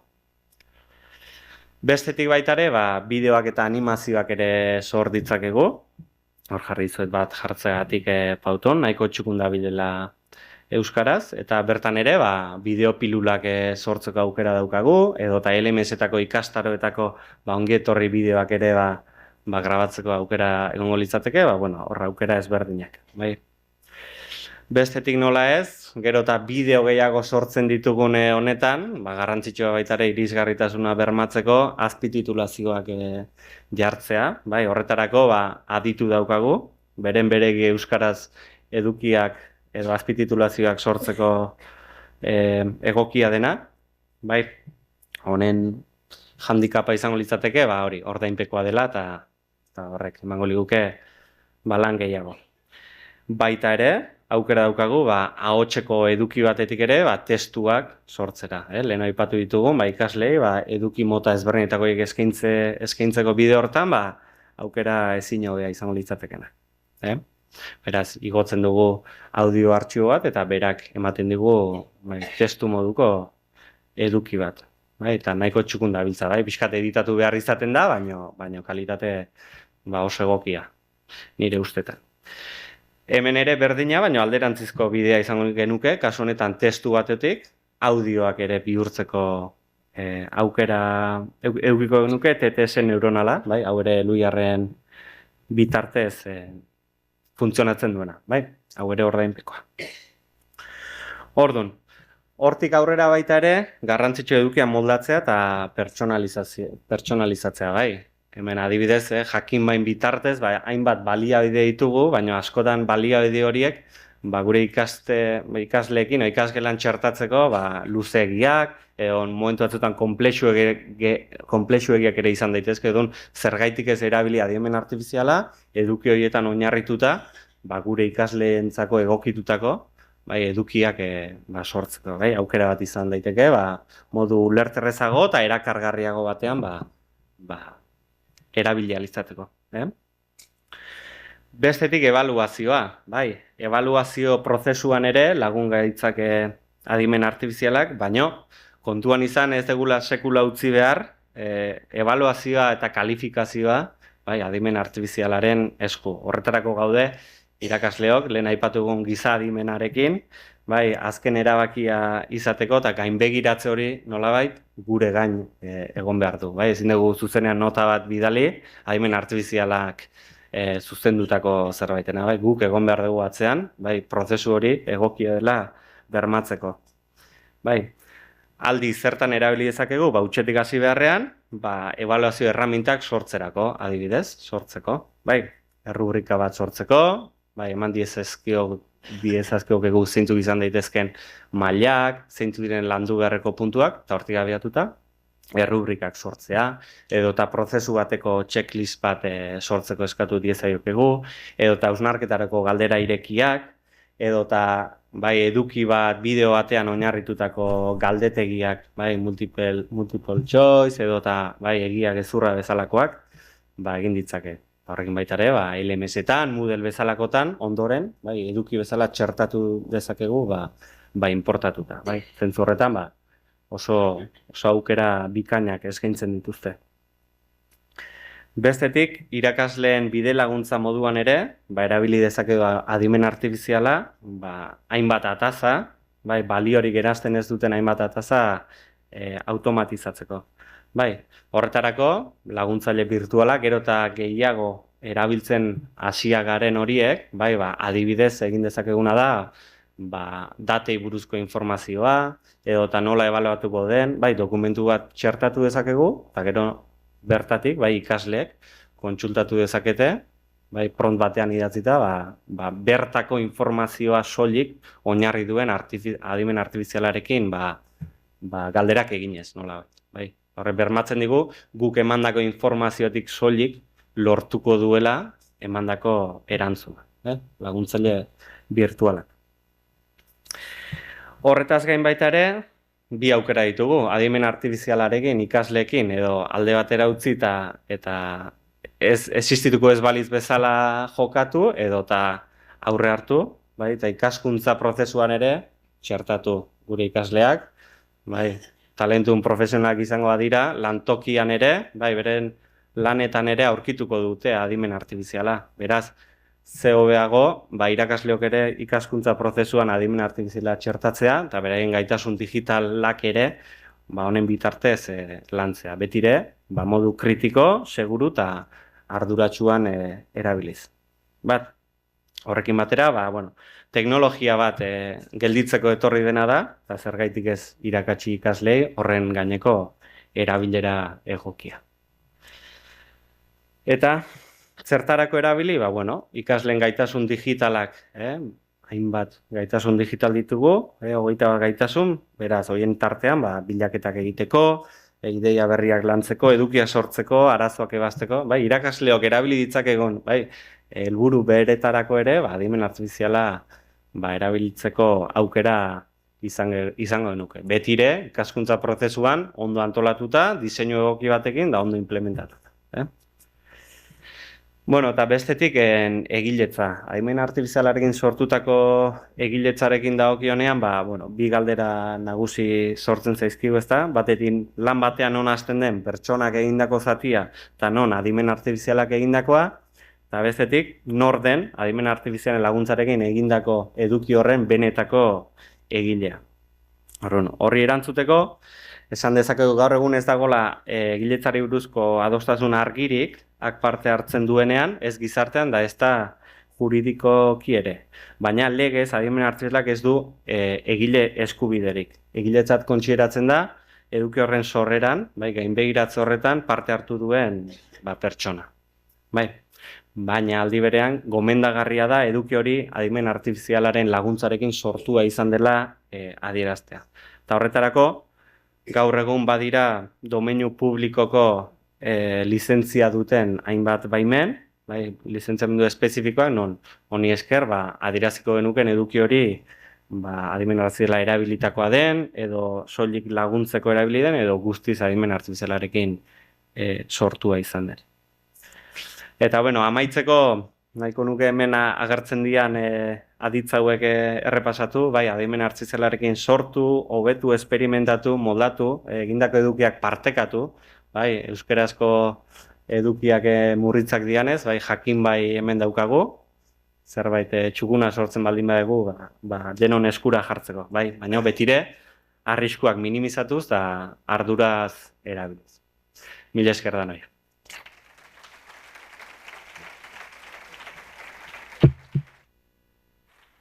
Eskerrik asko, Aritz. Nola egin duen aurrera, ez? Teknologiak azken urte hauetan, eta hortxe erronkak eta oso ondo azaldu diguzu, zer eta nola, ez?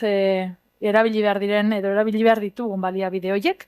Beraz, eskerrik asko, eta atsedena dugu ate joka, baina oraindikan zerbait gehiago ikusteko eta entzuteko aukera izango dugu. Lanbide heziketa lanbideak euskalduntzen. Hori du izenburua, jarraian ikusiko dugun bideoa, eta bideo honetan, zer agertzen zaigu lanbide heziketako ziklo berriak euskeraz eskaintzearen onurak zeintzuk diren. Eta hauek lan mundura euskaldunttzerakoan, lan munduan euskalduntzen dutenean duten eragina. Beraz, esan bezala orain bideoa, eta gero jarraian atsedena. Hala eta guztiz ere, igoko naiz berriro, gustatzen ari zaitau. Venga, ontxarte.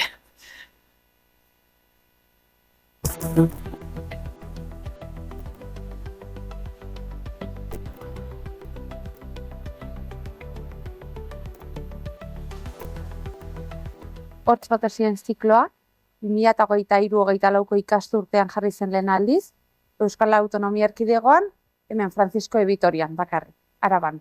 Lehen aldiz jarri da ziklo hau D ereduan, D eredu hutsean, bakarrik, autopotoloa izan da, eta oso harrera ona izan du, matrikulazioak berehala bete ziren, eta 2 ikasturteetan izan ditugu plaza guztiak beteta.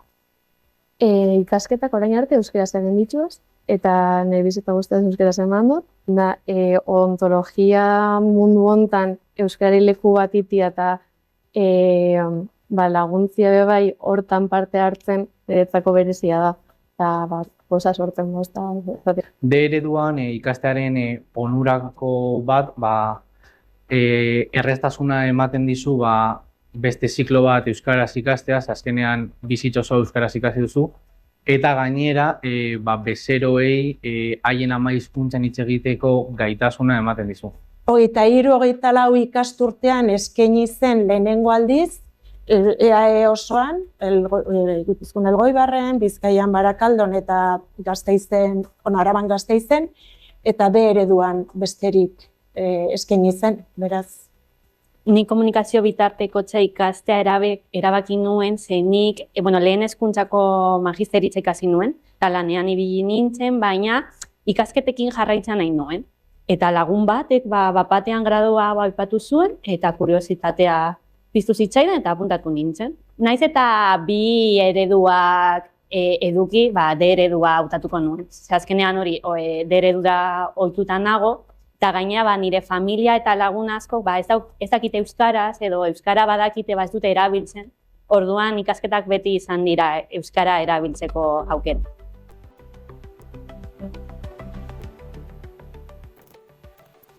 Zikloa D ereduan lehen aldiz martxan jartzeko, hasteko hartu genuen hau eta hortzen higienean zuten materialaren oinarri bat, eta gero laneki eta bai sakondu taldeekin elkarlanean, gaztelaniazko material guztia bildu genuen, eta hortik oinarri finko eta sendo bat sortuz, joan gara poliki-poliki beste gainontzeko material guztia sortzen.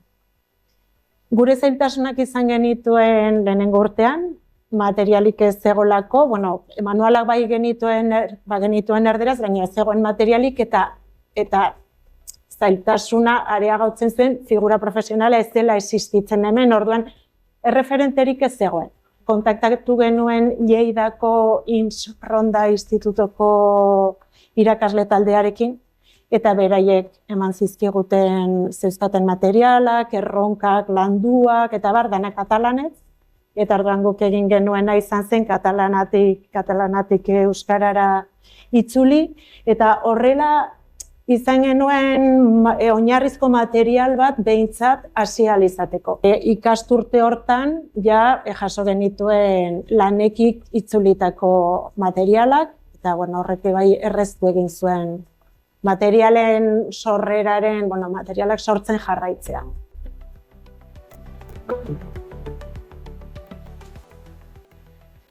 Guk egin dugun lana izan da lanekiren lehenbiziko liburu itzulia jaso genuenean, hori hartu dugu oinarritzat eta horren baitan sortu dugu hiztegi tekniko guztia.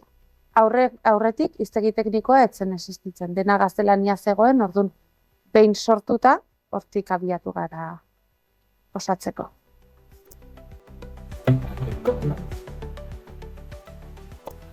Nik uste dut aipatu beharra dagoela ziklo honetan izan dugun zailtasuna barmenena izan da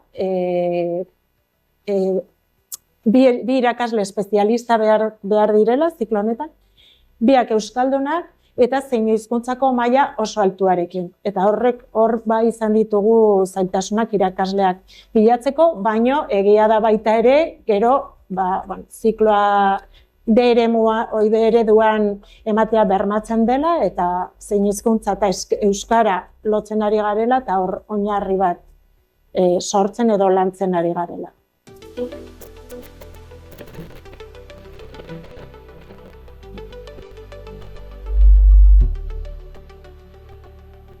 Kreatetxe azkenean, enpresa multinazional baten parte izen da, hizkuntza aniztasuna daukogu enpresa barruan, baina bai egisa da gure arteko elkar komunikazio horretan euskera oso presente dagoen hizkuntza bat dela.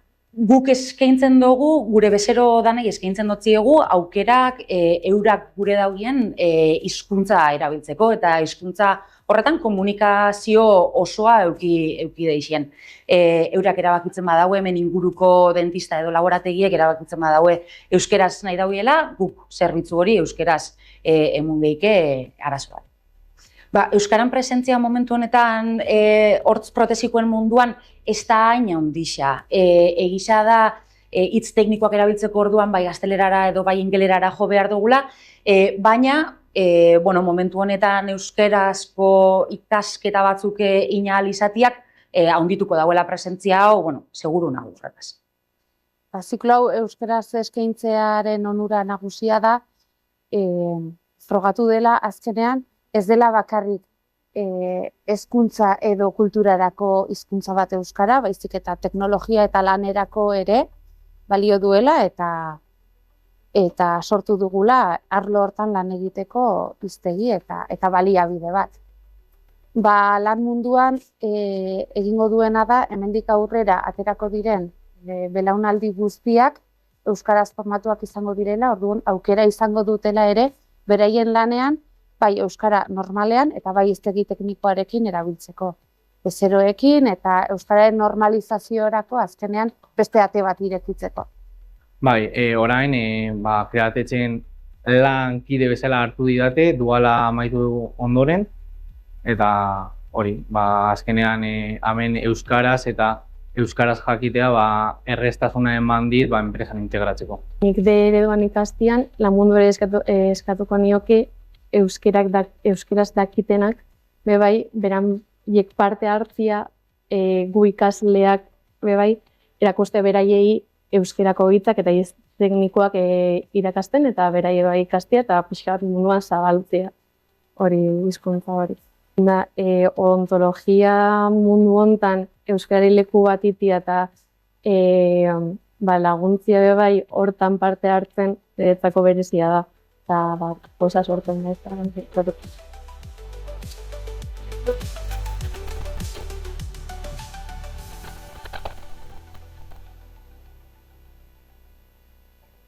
Azkenean, euskal enpresa baten gauz, euskal ingurugiro baten gauz, eta beti da onuragarria euskal ikasliak hemen eukitzia. Guk zerbitzua euskeraz eskaini ahal izateko eta guk zerbitzua nahi dauen handako gure hizkuntzan eskaini ahal izateko. Euskararen etorkizuna gure lan munduan, orain gero eta gehiago dauz zikloak euskaraz eta hori azkenean etorkizunean errestasuna eta euskararen hizkuntza handituz joango da. Lehenengo promozietakoa gara, ni bigarrenekua naiz. Eta berezia da, lehen esan duten bezala, bultzakada hori ematia gainera euskeraz dagoen modulo bat eta modulo berri bati, pixka bat ikustea bai montan euskerak lekua daukala eta aurrera jarraitu dezakegula gure ikasketak euskeraz betidan ikaske dugunak. Zikloa de ereduan eskaintzeko edo ateratzeko onurak gure ustetan da urtero, irakasleak prestatzen edo profesionalak prestatzen ari garela komunikazioaren arloan irisgarritasuna bermatzeko prestatuak edo trebatuak, eta trebakuntza hori euskaraz egin dutenez, beraiek ere esparru horretara euskara eramango dutela. Eta pertsona gorrekin lan egiten dutenean, pertsona gorritxuekin edo komunikazio behar konplexuak dauzkaten pertsonekin lan egingo dutenean, komunikazio hori euskaraz izateko aukera dagola behintzat. Pertsonalki ziklo berria martxan jartze honek niri satisfazio handia ekarri dit.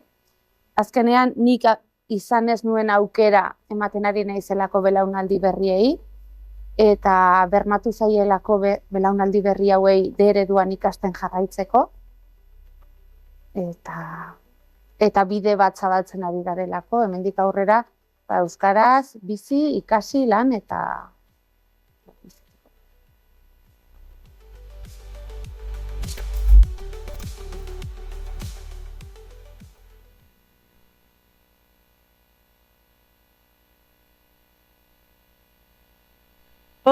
Eskerrik asko, bai. Zer esan, hoxe dana, ari nintzen hausnarketa egiten, baina, sin más, jungo gara, bai, atxeden aldian denbora izango dugu, berbaiteko.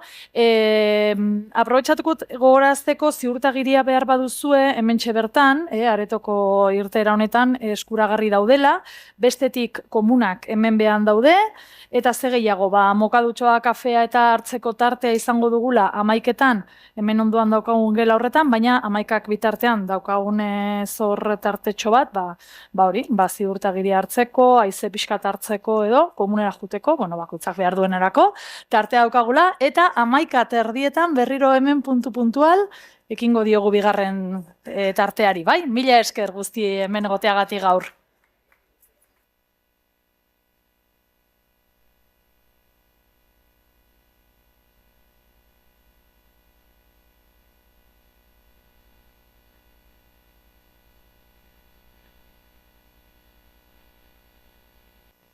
Bai, entzuten da, bai. Eskerrik asko, Oian. Oianek berriro indiolako,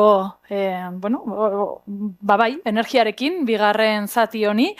Eta esango izuet, gaur gurekin, dakizuen bezala ja, Oian eta Iria ditugula, baina ez bakarrik hemen, baizik eta gustoko baituzue, jarraitzeko aukera daukazuela nun eta telebistan, bai, ze Iria Operación Triunfon izan zen, aspaldi, eta Oian oraintxe ari da lehiatzen La Voz saioan, beraz, sorte hon, Oian,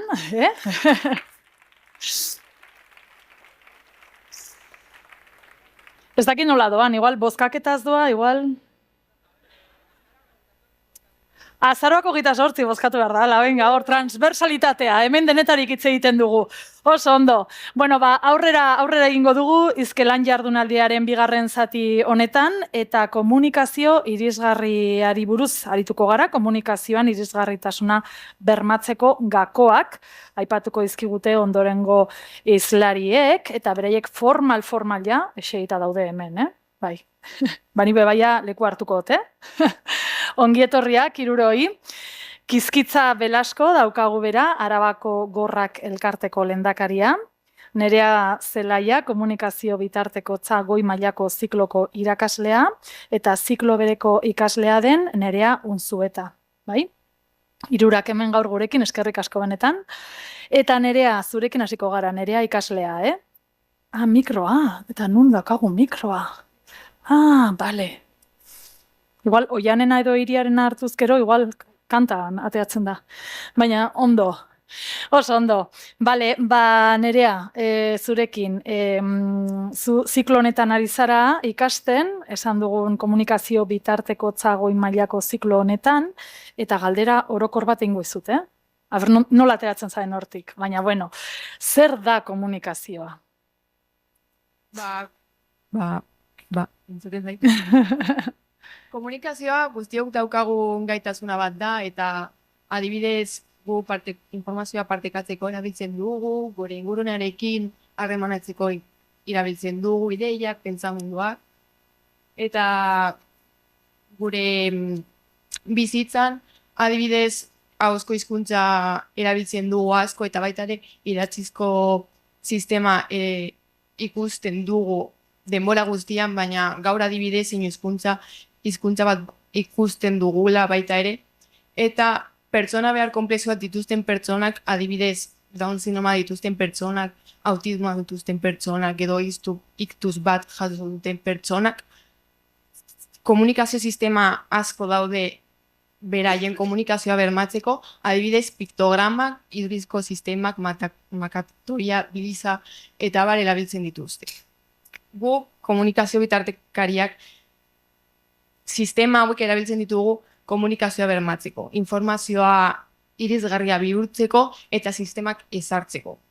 Adibidez gu komunikazio bitartekotzako ikasleok izkelaneko jardunaldia irisgarritasuna bermatzeko baliabide batzuk prestatu ditugu. Adibidez, hasieran ikusi duzue bideo bat zein hizkuntzan egokitua, azpititulekin eta baita ere audioarekin. Euskaraz egin ditugu eta baita ere gaztelaniaz egin ditugu.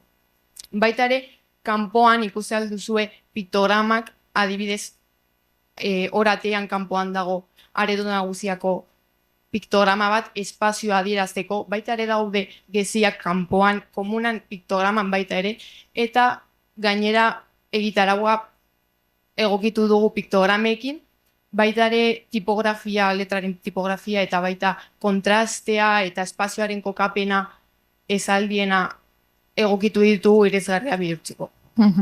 Eta hauek dira komunikazio bitartekarien adibide batzuk. Bai, zuk ondo esan bezala, zuek egin dituzue bai bideoa batetik, zeinu hizkuntzan, eta bestea bebai egitarau egokitua. Galdera zen hori, zeintzu ziren gakoak edo nola egokitu daitezken olako komunikatzeko moduak? Bai, hori komunikazio sistema hauekin, irisgarritasuna bermatzen dugu beti. Eskerrik asko, Nerea. Bota diot sekulakoa eta hala, zelan erantzun didan, Oso ondo.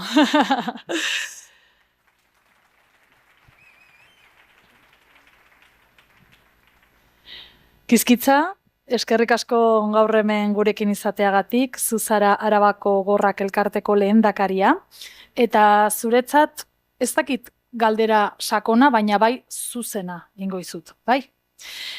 Pertsona gorrek hizkuntza bazterketa bikoitza aipatzen duzuenean zertaz ari gara. Estamos hablando de esa doble exclusión que sufren las personas sordas. ¿A qué nos referimos concretamente?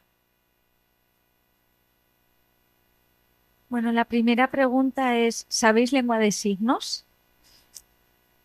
¿No? Venga, os voy a enseñar 3 signos, ¿de acuerdo? ¿Sí? Copiadme, ¿sí? ¿Bien? ¿No? Con la cara también, vemos que no, la negación. Y duda. Duda. 3 signos importantes, ¿vale? Para las jornadas y para tener hoy un feedback. Me respondéis sí, no, duda, ¿de acuerdo? Vale, empezamos. Muy bien. Perfecto. Vale, vamos a empezar. Bueno, pues aquí en el País Vasco sabéis que hay una lengua minoritaria y minorizada. Y lo que es su historia, tiene su propia historia, su propia identidad, su propia lingüística, un patrimonio, ¿no? Del que hay que defender, del que nos sentimos orgullosos. Y esa lengua, ¿no? Es una lengua minorizada, o toda esa historia no se le da importancia a las costumbres que tenemos. Son costumbres, o cuando hablamos del tema de la identidad, cuando estas cosas se cuestionan, ¿cómo nos sentimos, no? Nos crea angustia, no nos gusta. Entonces, ¿ahora de qué estoy hablando realmente? ¿Estoy hablando del euskera? ¿Estoy hablando del euskera? ¿Sí? Pues no, estoy hablando de la lengua de signos. Automáticamente nos hemos ido todo el mundo al euskera. ¿Y dónde queda la lengua de signos? La lengua de signos es una lengua minoritaria y minorizada, al igual que el euskera. Un ejemplo muy fácil. En la época de la Guerra Civil, el euskera estaba prohibido, su uso estaba prohibido, ¿no? No se podía utilizar en los colegios, había que hablar en euskera a escondidas en casa. Pues con la lengua de signos pasó exactamente igual hace 30 años, relativamente poco. No te dejaban utilizar la lengua de signos, te daban golpes en la mano. ¿Dónde se utilizaba la lengua de signos? ¿Dónde se hablaba en lengua de signos? En las asociaciones y un poco como a escondidos. Entonces, la similitud con el euskera y con la lengua de signos es muy parecida, con lo cual es muy fácil entender, es más fácil entender aquí en el País Vasco la situación de la lengua de signos. Una pregunta. ¿Qué es una persona sorda? ¿Qué es una persona sorda? ¿Respuestas? ¿Hay alguien? ¿Nadie se anima? Una persona. Vale, pero una persona sorda, sí. Vale, pero una persona sorda, vale. A ver, en resumen, ¿qué es una persona sorda? Es una persona sorda que no accede, es una persona que no accede a la información ni a la comunicación, igual que el resto de la sociedad. No es una persona que oye más o menos, ni que hablan mejor o peor oralmente. Yo ahora, por ejemplo, yo voy por la calle y a mí no me identificáis como persona sorda. Yo he ido al baño, alguien me ha dicho algo y entonces ahí es donde se ha dado el problema en la comunicación. Si alguien viene a hablar conmigo oralmente y yo digo que soy una persona sorda, ahí es donde está el problema en la comunicación. No es que oiga más, menos, ni que hable mejor o peor. Yo ahora estoy aquí gracias a que hay un servicio de intérpretes de lengua de signos que me están transmitiendo la información. Si las intérpretes no estuvieran aquí, yo no podría participar, estaría fuera de estas jornadas. Y eso es lo que es una persona sorda realmente. Entonces, es muy difícil que las personas sordas podamos estar presentes. Por eso quiero aprovechar la ocasión de agradecer la posibilidad de que yo pueda estar aquí. Y también a las diferentes profesoras del ciclo de mediación comunicativa que me han dado la oportunidad que se me vea para poder explicar esta situación. Eso es lo que se llama participación social. ¿Sí? ¿Sí? ¿Duda? Sí. ¿No? Mucho sí. Perfecto, muy bien. Ah, qué majos, qué Sí. majos y majas. Qué bien. No, oye. pues no. Agradecer nosotras y nosotros quizás que nos abras también esa mirada y este punto también histórico de paralelismo también con la lengua, gure hizkuntzarekin, ez?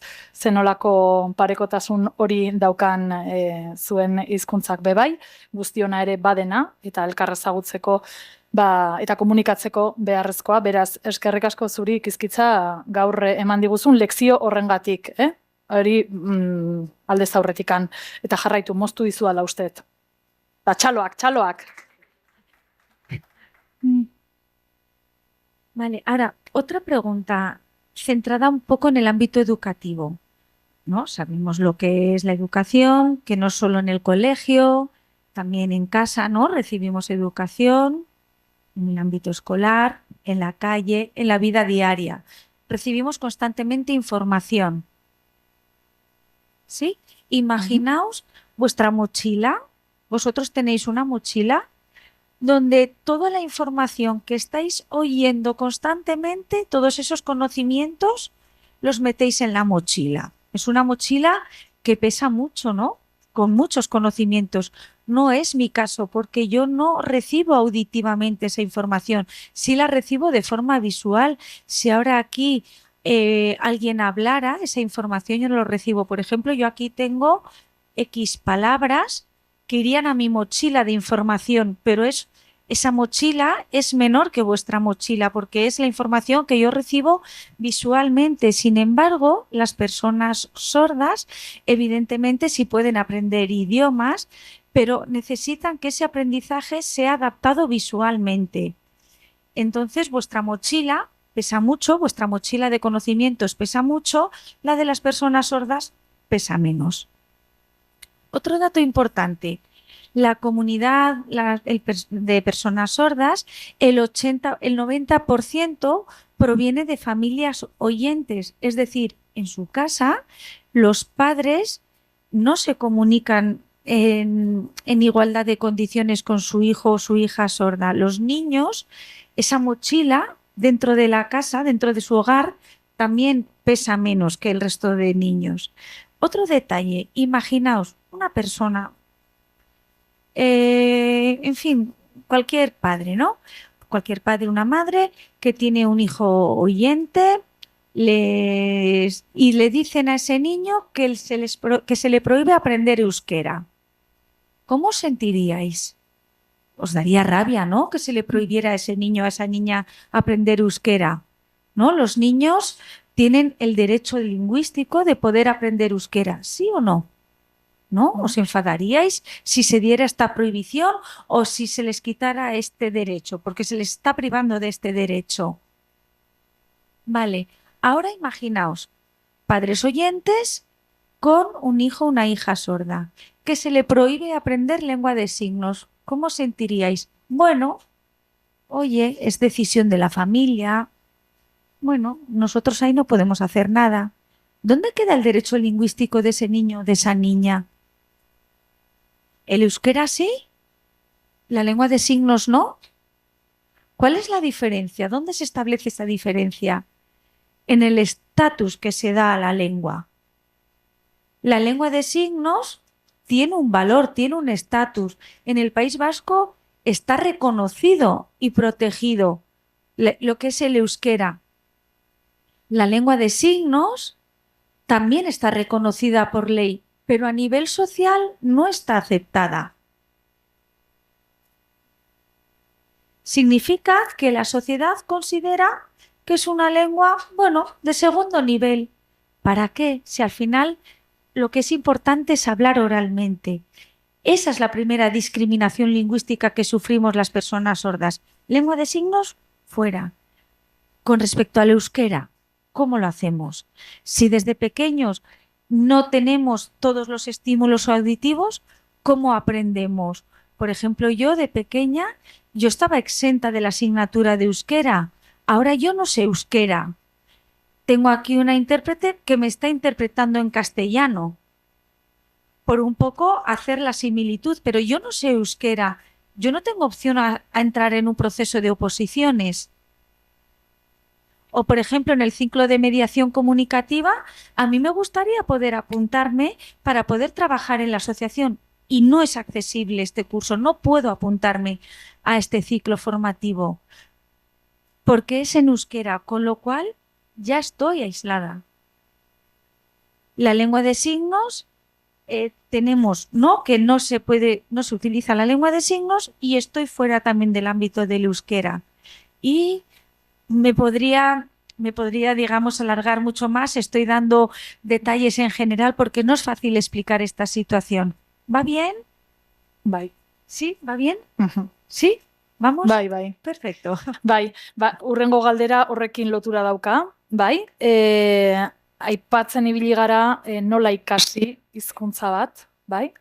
Kasu honetan euskararena zuk adibidea, zure adibidea maduzu, nola egin dezakegu etorkizunera begira edo gaur egun ja hasita, ez dugu zertan itxaron behar etorkizunera, baina bai ze ibilbide egin beharko genuke pertsona gor batek euskara ikasi ahal izateko. No es fácil, pero se puede. Lo primero que hay que dejar claro es que en el aula, si hay una persona sorda que está recibiendo la asignatura de euskera o que está aprendiendo euskera, no es solo necesario la figura de intérprete de lengua de signos. Por ejemplo, yo como una persona sorda, yo estaría viendo a la intérprete signar, yo vería a ese intérprete signar, pero no me estaría calando el euskera, ¿no? Yo veo a la intérprete signar. Antes aquí había dos intérpretes, que estaba Ainhoa y Nekane. Yo estaba viendo su lengua de signos, pero a mí no me estaba llegando, digamos, lo que es el euskera. Con lo cual, en el aula, me da igual en una edad infantil o en una edad de más adultos, no es suficiente solo con el intérprete, con el intérprete de lengua de signos. Sería muy importante que el profesor supiera y usara lengua de signos para poder explicar directamente lo que es el contenido o la asignatura y luego también que ese material estuviera adaptado. Es importante que el material esté adaptado a una entrada de información de forma visual, no auditiva. Por ejemplo, una persona sorda que tenga restos auditivos, por ejemplo, una persona mayor que a lo mejor está perdiendo audición, pues bueno, oiría menos ruidos o a través de un bucle magnético o a través de los subtítulos. Hay diferentes tipos de recursos, pero lo más importante es que se le pregunte a la persona sorda qué es lo que necesites, que no se le mande el recurso con el que se tenga que adaptar. Hay diferentes tipos de personas sordas y diferentes tipos de recursos. Entonces, ya se han conseguido diferentes recursos. El pasado septiembre, AVE, que es el Instituto para la Alfabetización Euskalduna, también para lo que es personas adultas, lo que son los exámenes. Sabéis que hay 4 áreas de exámenes, ¿no? Escritura, lectura, oral y audición. Claro, las personas sordas la parte auditiva y oral no la pueden hacer. Entonces, las personas sordas tenemos opción de hacer los 2 primeros exámenes, que es el escrito y el correspondiente al de lectura. Y también audición y oral dependiendo del resto auditivo que esa persona sorda tenga. Entonces significa que es un éxito, es un logro muy importante, porque de esta forma tú puedes obtener el título, puedes participar en un proceso de oposiciones. Entonces eso ha sido un logro gracias al movimiento asociativo de personas sordas, que se lucha para proteger los derechos de las personas sordas, porque si no, no estaríamos en igualdad de condiciones que todos vosotros. ¿Vosotros trabajaríais por defenderme a mí, mis derechos, mis necesidades? Realmente no, ¿no? ¿Sí? Eso no es cierto, ¿eh? Esto es una broma, es una broma. Lo que es importante es que, por ejemplo, que el profesorado supiera lengua de signos, adaptar los recursos a la forma visual y preguntar a la persona sorda qué necesidades o qué recursos necesita, y que sea la persona sorda quien lo decida. Y ya para terminar, quiero decir que aquí en el País Vasco nos sentimos muy orgullosos porque somos un pueblo muy plural, hablando lingüísticamente. Entonces, cuando la lengua de signos esté aceptada, también se podrá reconocer esa diversidad lingüística. Y ya con esto termino. Creo que incluso hasta me ha sobrado tiempo. Muchísimas gracias. Eskerrik asko Kizkitza benetan, zure hitzengatik, hausnarketarako motxila handia irekitzen du, eta gaur hemen, irakasle, arduradun politiko, instituzioko jendea badauz, eta pentsatzen dut, hoiek entzun izana guztion artean ere egin dezakegula aurrera, zuk esandako errebindikazio eta eskubide hoietan. Beraz, benetan eskerrik asko, argia botatzeagatik. Bai, jarraituko dugu Nerearekin. Nerea, zure kasuan irakaslea zara. Zuretzat galdera bat, ere bai, komunikazio betartekarien formakuntza euskeraz izatea garrantzitsua da. Bueno, uste dut erantzun erresa dudala, orain aipatu dutenagatik, eta bai, noski, oso garrantzitsua da, Kizkitzak esan bezala profesionalek zein hizkuntza eta euskara lantzeko eta hitz egiteko ezinbestekoa da, eta kasu hontan komunikazio bitartekariak euskara ikasita zein hizkuntza aparte bi hizkuntza ezberdin diren bezala, baina biak ongi menperatuz hezkuntzatik komunikazio behar konplexuak dituzten pertsonen artean euskara eta beste sistema batzuk landuz, euskara bideratzeko, euskara ikasteko eta euskaraz bizitzeko aukera izanen dute. Hortik hasi beharko ginatek, ez? Horregatik bai, oso garrantzitsua da. Zenbat ikasle dituzuzuk? 30 inguru. 30 ikasle? Eta urte asko daramatzazun Nerea klaseak ematen? Ez, komunikazio bitartekotza zikloaren lehenengo promozio aurreko urtean atera zen, aurten bigarren promozio ateratzen den, hasi que, Euskadi mailan hasi berri dugu komunikazio bitartekotzaren bide hau. Horregatik, berria denez, galderarik baldin baduzue perfilaren inguruan, gure lanaren inguruan edo, bai ikasleak, baita gu prest gaude erantzuteko. 30 esan duzu, 30 ikasle dituzula, gutxi gora bera. Hori zikloko, pentsatzen dut, arlo ezberdinetako ikasleak egonda, arlo ezberdinetako zikloak eskaintzen direnean, variazioa egongo dira ikasle kopuruen artean, baina 30 nola ikusten duzuzuk, ondo? Bai, eto esan nuke. Pozten gara. Claro, lehenengo eta bigarren maila, hori da. Baina gehiago ere egon daitezke. Bai, osotara 25 klasean egon daitezke. 25 klasean, bale. Bai. Bueno, pues hori ere apuntauta eramaten dugu, ze ondo hasi zarete, baina hoberare jun gaitezke, ez da? Diot guztion artean, Eta batez ere kizkitzak bidali digun mezuaren arira. Bai, horregatik azkenean gauza da beharra badagola, eskaera edo ez, erabiltzaileek edo eskaera hori egiten dute, baina orain urrengo pausa izango litzateke, bai hezkuntzan, baita beste arlotan, lan mundura zabaltzea eta komunikazio bitartekarenen perfila, bueno, pues ezagutzea eta kontratatzea, ez? Eskerrik asko hiruroi benetan, komunikazio irisgarriaren inguruan aritu gara zuekin, oso interesgarria eta oso eskertuta, nerea eta kizkitza, mila esker benetan, gurekin gaur izateagatik.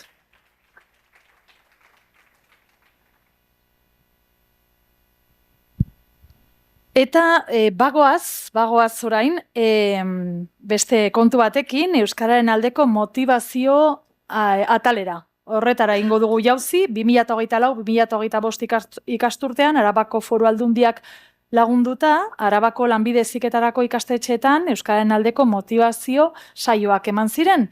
Eta motivazio saio horiek nortzuk, haize AEKako teknikariak eman zituzten, eta esperientzia honen berri emateko, gurekin ditugu, hurbildu daitezela mesedez, haize AEKako Mertxe Mujika eta Aitziber Alaba teknikariak mesedez.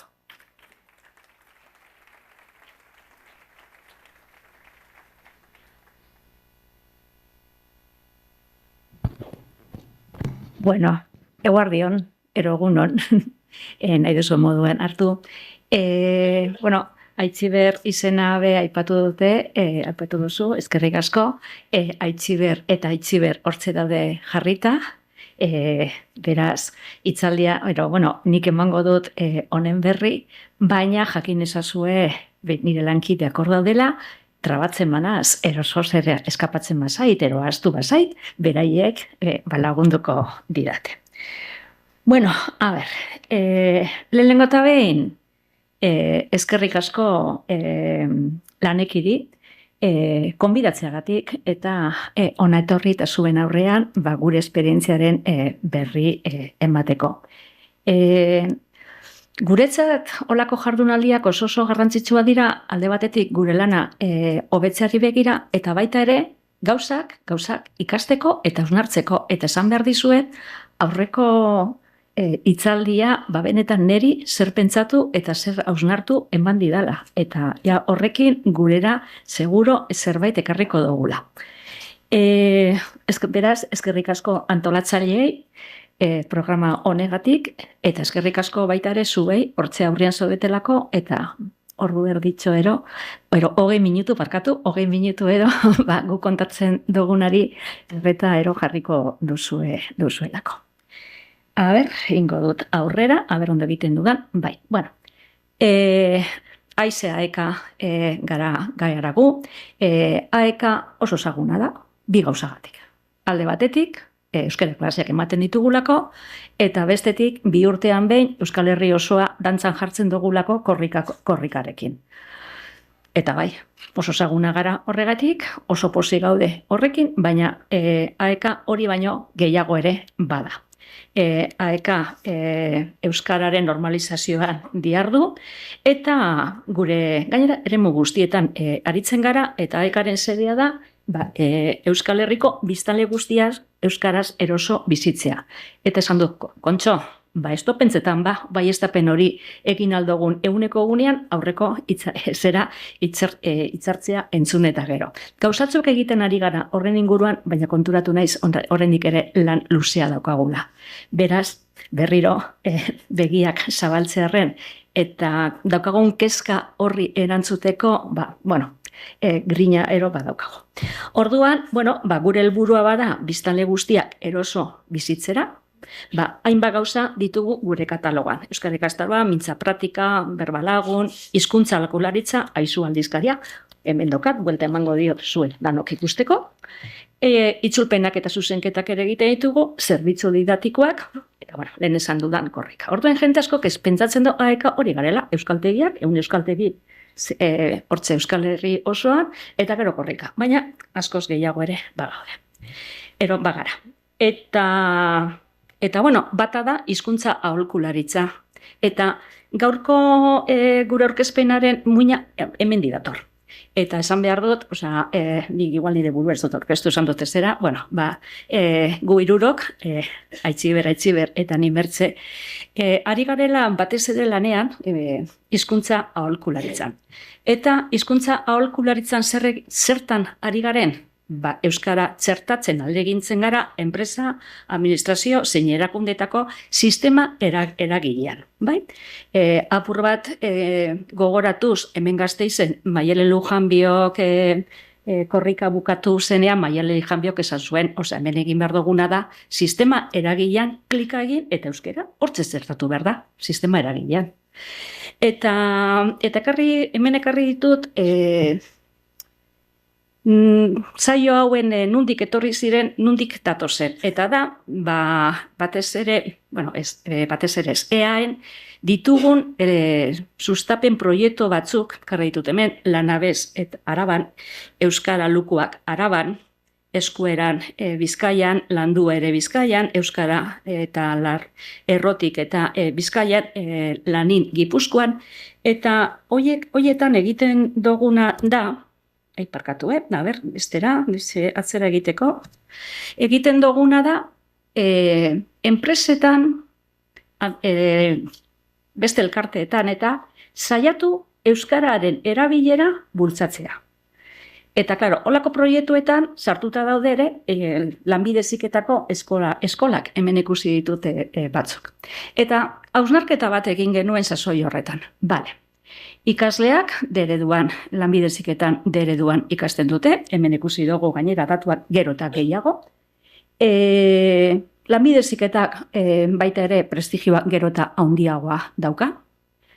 Eta gero ikasle horiek praktikak egitera joaten dira enpresetara. Gu, proiektu honen bitartez, enpresetan ari gara euskara txertatzen bere eguneroko kontu horretan. Dokumentazioa itzuli, erabilera egitasmoak bultzatu enpresan,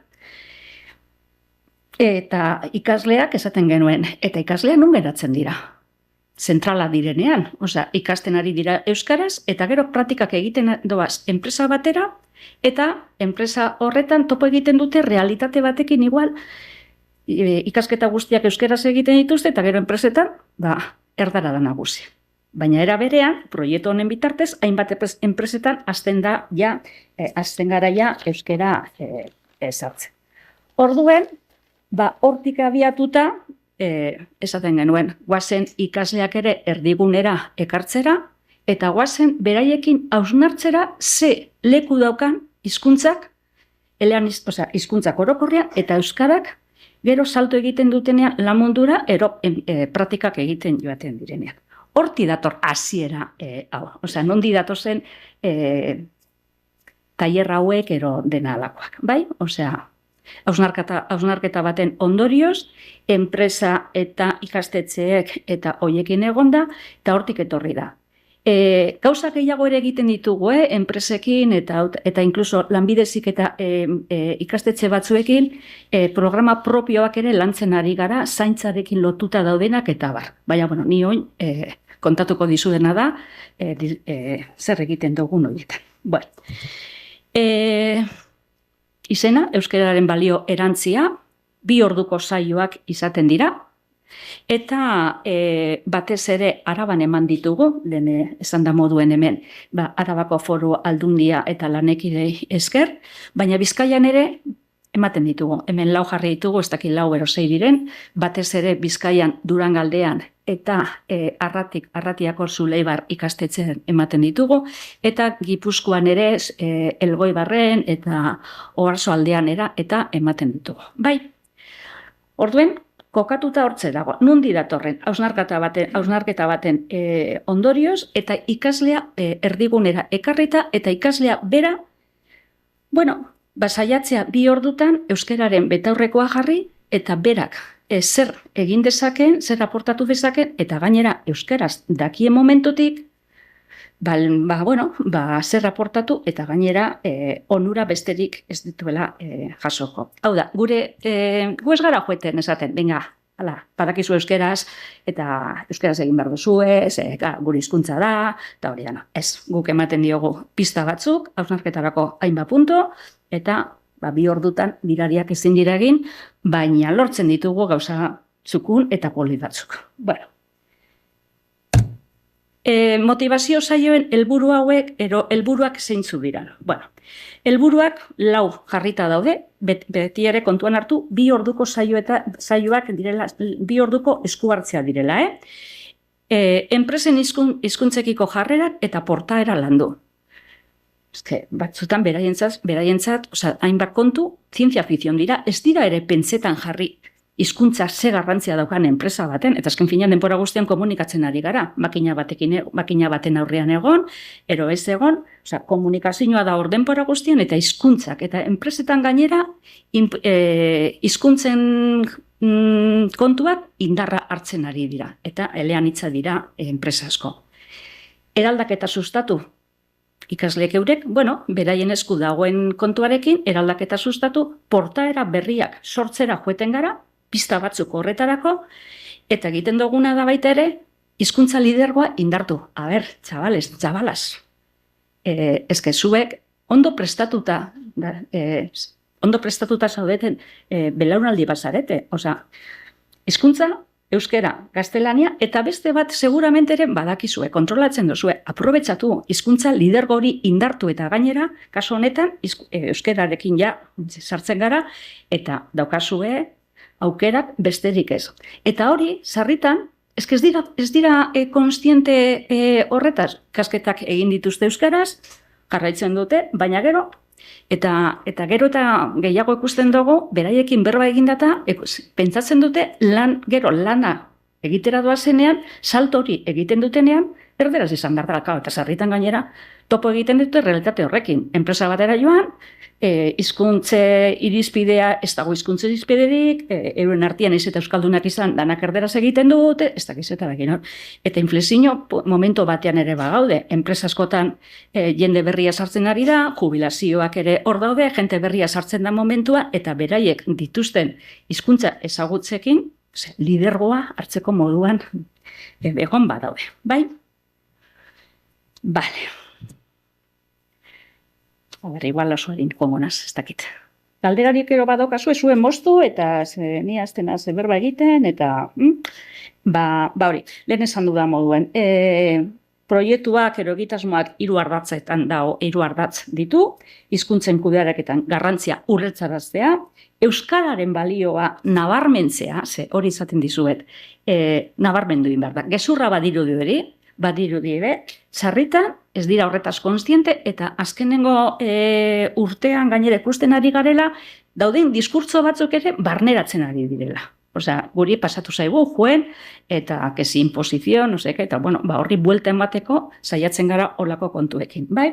Euskararen balio barnetzea, eta gero beraien parte hartzea, eta implikazioa sustatzea. Hori da, saiatu egiten gara, emaitza batzuk ere ikusiko dugu ere zelan, eta hori zelan egiten dugu, ze metodologia, lehen esan dudan moduan. Denbora gutxi daukago, 2 ordu. 2 ordu, eta gainera, batzutan, 2 ordu horiek, batema berandu sartzen dela, ez dakiz zer da badakin hor, orduan, saiatu bargarena da, 2 ordu horietan, denbora gutxi horretan, beraien konfiantza nolabait eskuratzea, hausnarketarako bidea ere zabaltzea, eta horretarako teknika desberdinak erabiltzen ditugu. Galderak, jokoak, metafora asko erabiltzen ditugu, ikusten dugunean, behar bada, pentsatzen duguna, apur bat aldentzen doala gure programatik eta entzun egin behar ditugu, motxila asko izaten dituzte ikasleak ere, hizkuntzekin, euskerarekin, eta gero hori gurera ekarri, berriro ekarri gurera, eta hori. Baita ere, epintzen ditugu pentsatzera, motibatzera, ametsa, zein izango litzateke zuen ametsetako lanbidea? Gauza kuriosoa gertatzen dira hor, zetanetarik entzuten dozu. Askok esaten dute dirua irabaztea, hombre, claro, dano joeten gara lanera dirua irabazteko, baina dirua irabazteko moduak ere modu askotan daude, modu asko daude, eta horietan hizkuntzak eta berriro ekartzen ditugu hizkuntzara. Ze leku izango luke hizkuntzak zure ametsetako lan horretan?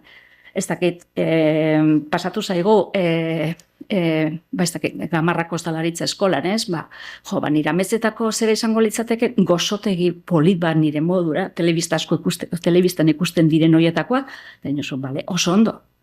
Eta horretan, pentsatu dozu inoiz, hizkuntza kaso honetan euskara, ero beste hizkuntza bat, Gasteizen ere turismo asko da, ez dakiz eta zeleku izango luke, eta orduintze egiten da ikasle horrek klik hori, eta esaten da, ostra, egia da, bi hizkuntza daude Gasteizen, gainera gure badot kalitatezko zerbitzua batea, eta ez dakiz eta bezeroak irabazteko, klase amaituta gero, tailerra amaituta gero, etorri zen eta esan zuen, zu, begira, gaur ideia bat eman didazu. Hortze lortu dugu ja klik bat, motibatu egin dugu, ero praktiketara joan behar direnean. Zer egin behar duzu zu praktiketara joaten zarenean?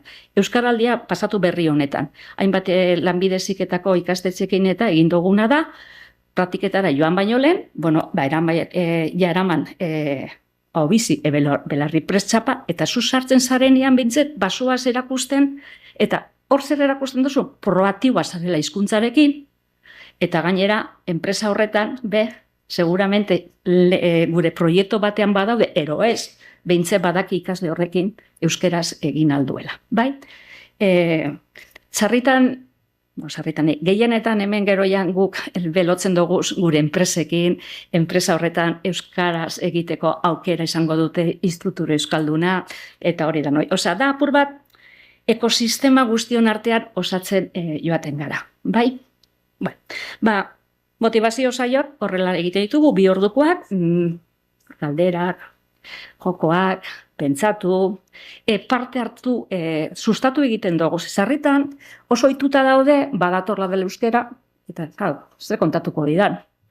Lehen esan dudan, euskeraz egin behar da, eta kito, ez, pentsatu, zertarako, ze baliabide, ze onura, euskeraz badakizu, eta gero gainera, asko animatzen ditugu, zen lan egiteko sarbide ezin hobea da. Enpresetan ere, ez behar bada nahi beste, baina euskera gero eta gehiago eskatzen da, baloratzen da, erakutsi lehenengo momentutik, badakizu.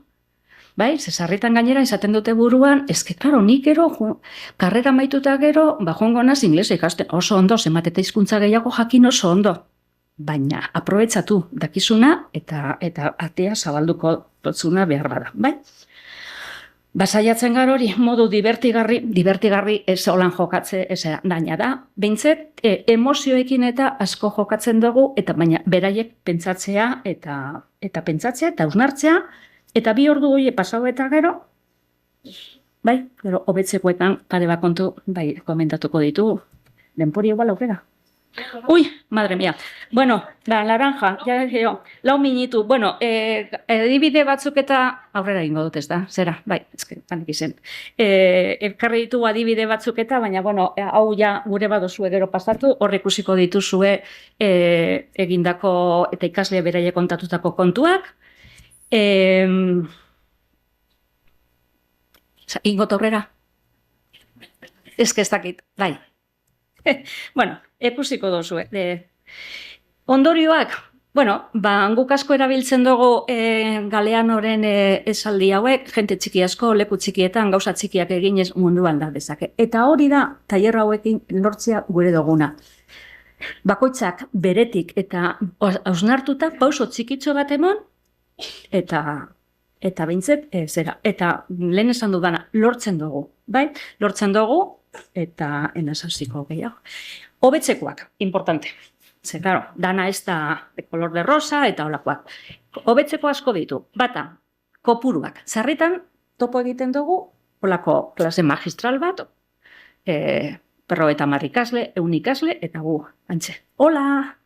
kaso egiten, eta hori, kopuruekin eta uste dut, findu egin behar dugula ikastetxekin batera, eta kopuru txikiagoa, parte hartzea, gehiago bultzatzea, denpora, 2 ordu esan ditut, begira ze pasatu zuen orain, 20 minutuko honekin. Denpora ondo neurtu, bai gure aldetik, eta bai. Karo, batzutan ez dakizu, nos moztu behar dozun, entzutea oso importantea da. Unea be bai, batzutan, ez dakit, bariku baten, azkenengo momentuan ikaslea daude, zelako txapa. Ez, bueno. Eta gero beste gauza bat asko azpimarratzea gustatzen zaiguna da gainontzekoen implikazioa. Guk ikaslei eskatzen diegu, zuek aldaketatxo bat egin ezazue pentsatu, hausnartu ez dakiz zer, ez? Eta gero gainontzekoen implikazioa nun geratzen da. Hau da, el test de la coherencia dano pasatu behar dugula. Zesarritan pasatzen zaigu.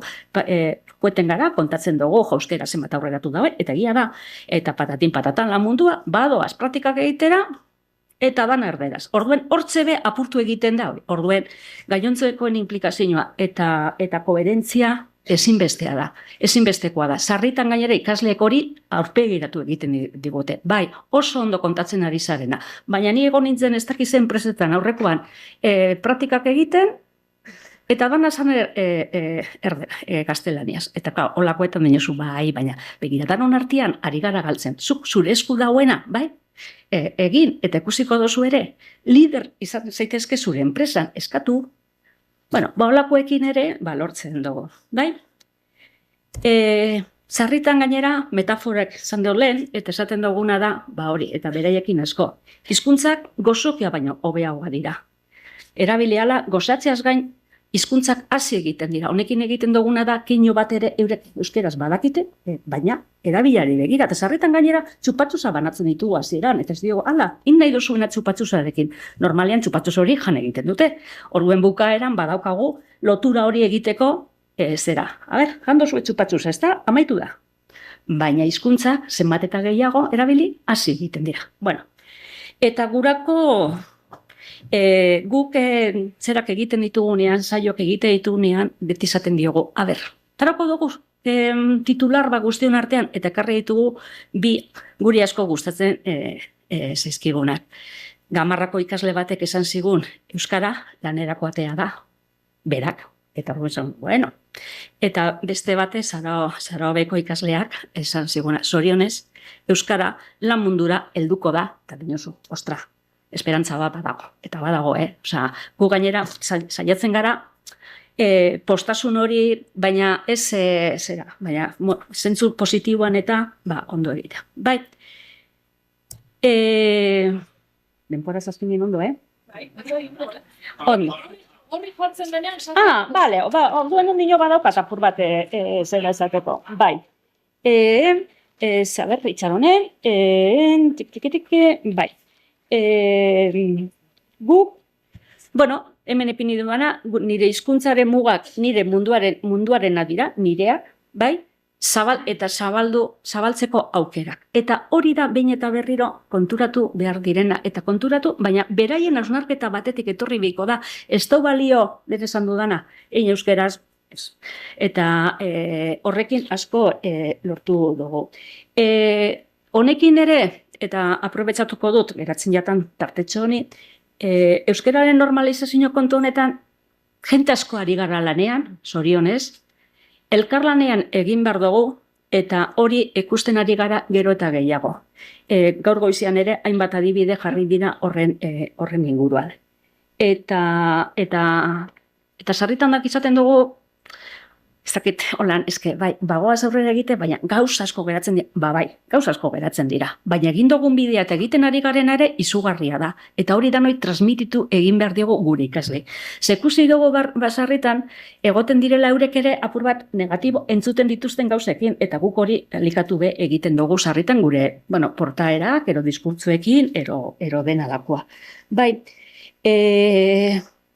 gero, holako saioak eta balio izaten dute baita ere fidelizatzeko apur bat hizkuntzarekin, igual orain arte entzunez dituzten hainbat gauza entzun egiten dituztelako eta landu egiten ditugulako, eta baita ere ikusten ari dana lana topatzeko momentuan palanka badala, olako saio, joeten direlako ja beste perspektiba batekin, beste modu batean, eta horrekin asko aurreratzen da bie. Eta posible dala aldaketak egitea, Batzutan, saio bat hasten danean ikusten dozu, eta gainera batzuk abisatu egiten dute lehenko momentutik, A mi no me vas a convencer, gainera erderaz. Eta guk esaten dugu. Ez da nire kontua, ez da nire asmoa gaur hona etorri eta zu konbentzitzea. Gure duguna da, pista batzuk ematea, zuk hausnartzea, eta gero, zuk erabakitzea. Erabakia zurea da, bai? Tresna bakarrik emango ditugu, olakoa gertatu zaigu, Orduen, entzun da, eta hori, azten magada. Eske bai, zuk eske zein behar dozu, ez dugu ezer lortuko. Beraiek ikusi behar dute honen beharra. Eta ikusi dugu, segero topo egin dugu ere batzutan batematekin, eta ikusi dugu, eta ikusten dira. Bai, hori da, posible da, egiten ari gara, eta danon artean egiten ari gara. Beraz, guzarritan esaten dugu, gu bagoaz ikastetxe horretara, 2 ordu egoten gara, eta gero bagoaz. Zu ezarete gero egunero egoten zaretenok, eta hori ez. Eta ikusiko duzue irakasleek ere sarritan komentatu digute. Bueno, zertxo, ero ez. Batzutan, ezin da. Eta, hori, izkelan, pintzen nuen gorri, aineketa baten. Munduko 4 minutu luzena. Bai, hori da. Gure aldetik, bakarrik, hori, eskerrik asko, eta Oian eta Iria gure botua izango duzu, Zeberetan, oso ondo. Eskerrik asko. Eta, gaikatzo bat bakarrik. Gu, olako bak eta emango ditugu, onak ero txarrak izango gara, baina komertzialanak kontuatu zarete, ez garela bat ere, ez dugulako epini hor, bate gure bado gurekin harremanetan jartzea, hori. Ez dugu epini, baina, edozein naekako, edozein euskaltegi gitara etorrita, nahikoa. Dena den, eskerrik asko bai, txalo bero bat, Mertxerentzat, eskerrik asko Mertxe, mila esker. Esango dugu aurkezpen haue guztiak gero eskuragarri izango dituzuela, bai? Nahi zatekotan ailegatuko zaizuela, bale? Holan, bai, hori, patxadaz ere begiratu alizateko, gaina azken Mertxe utzi zaituzte bakarrik, horra, aitziber hauek, Berein presentzia, bai, beraien eta neria, ez? Holan, bai. Oso ondo, aurrera egingo dugu eta motivazio saio hauekin jarraituko dugu, kasu praktikoetara jungo gara, eta horretarako, 2 lagun behar ditut hemen erekin mesedez, Gorka Martin eta Xavier López de Santiago, txalo bat beraientzat.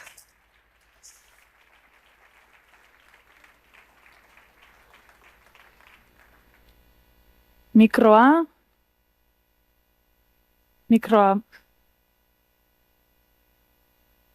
Arroxa ez? Bai. Hor dakazu? Bale. Eskerrik asko, lasai. Esan dugu, motivazio saioak egibide ikastetxean eman ziren, eta hoietarako, hoiek azaltzeko edo, zuek zaituztegu gaur hemen, Gorka Martin, egibide hizkuntza normalkuntzarako arduradun teknikaria da. Gorka, kaixo? Eta, zeintzuk izan ziren saio hauek? Badabil? Bai, ez? Bai. Egiteko arrazoiak, zeintzuk izan ziren?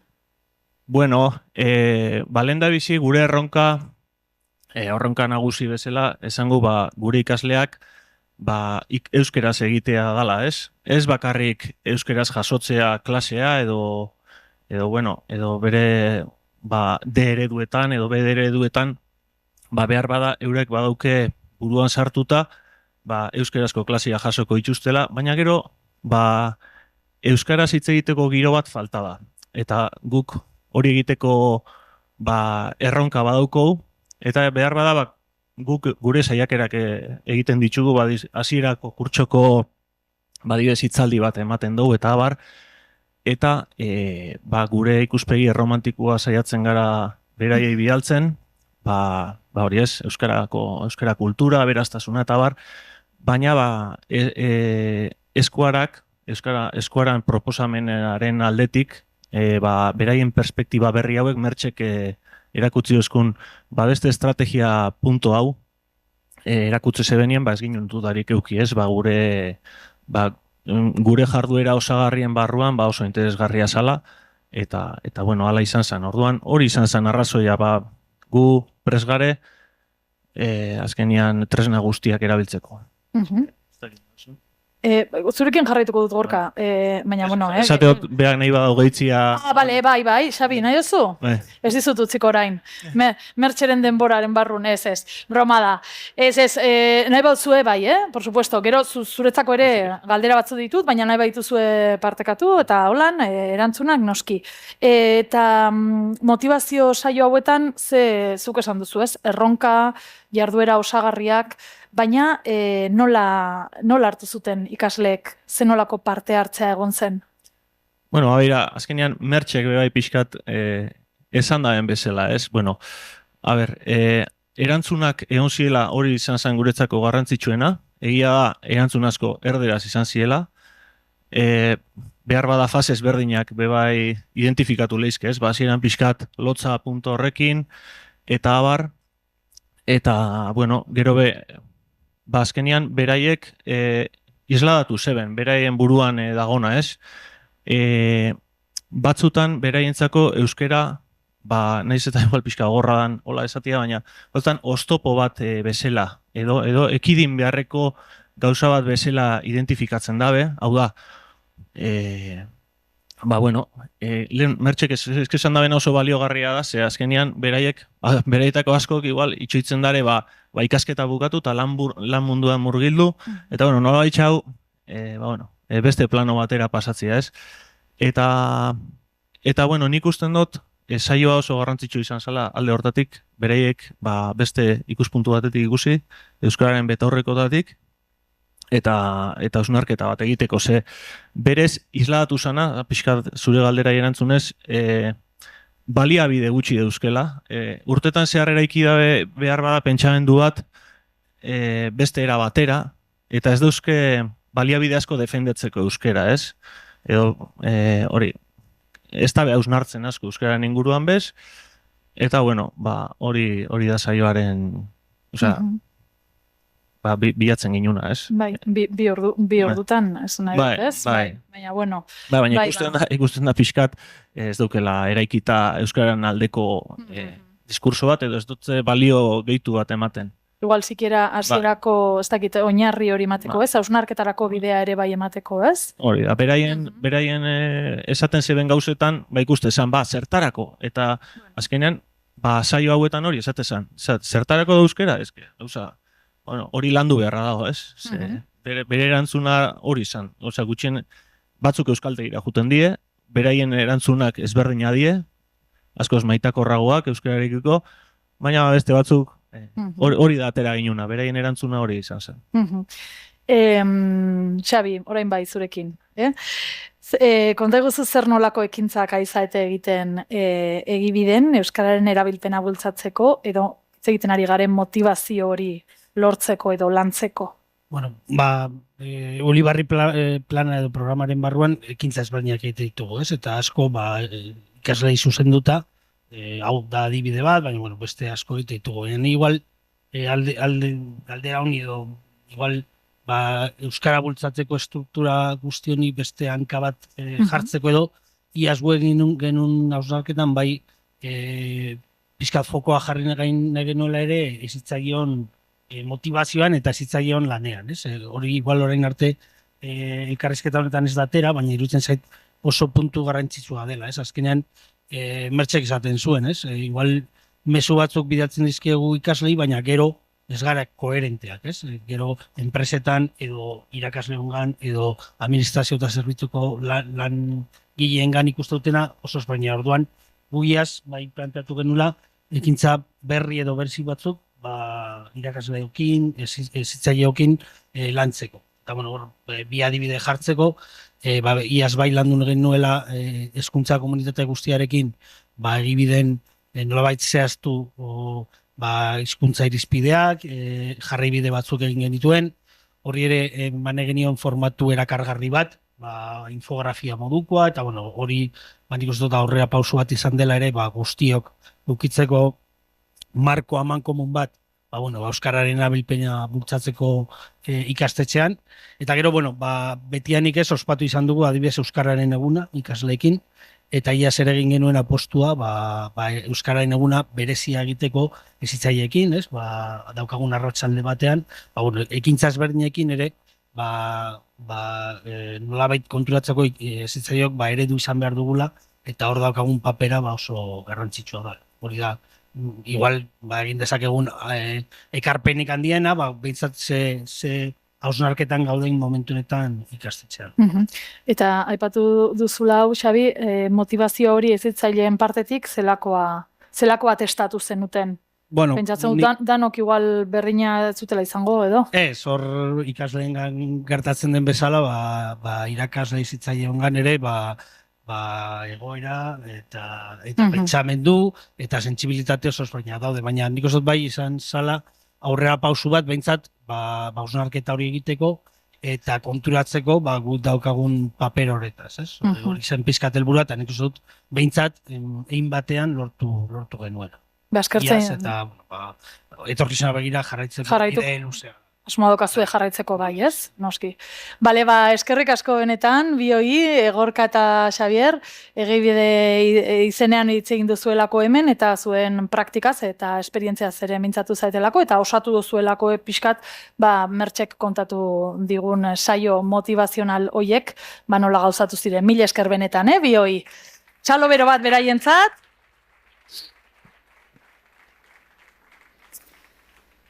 Eta beste gonbidatu bat daukagu, hemen, gure artean, hortxe, gerturatu zaitezke, bai. Oskar García de Bikuña da bera, hizkuntza gutxituetako, gazte hiztunen topaketako presidentea. Hartu lekua, Oskar, eta ongietorria, ze moduz? Eskerrik asko. Ondo? Bueno, lehenik eta behin, iga zer den erakusteko bideo bat ikusiko dugu, nahi duzuenean.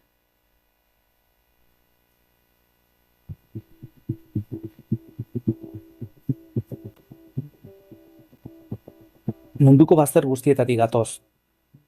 Gutako bakoitzak geure historio bereziak bizi ditu.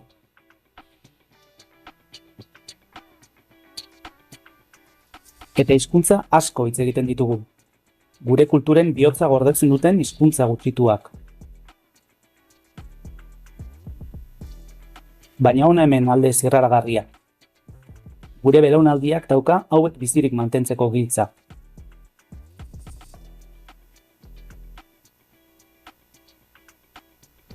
Gutako asko egunero ari gara lanean, geure modura, gure hizkuntzak babesteko eta hazteko. Eta horrek lotzen gaitu denok.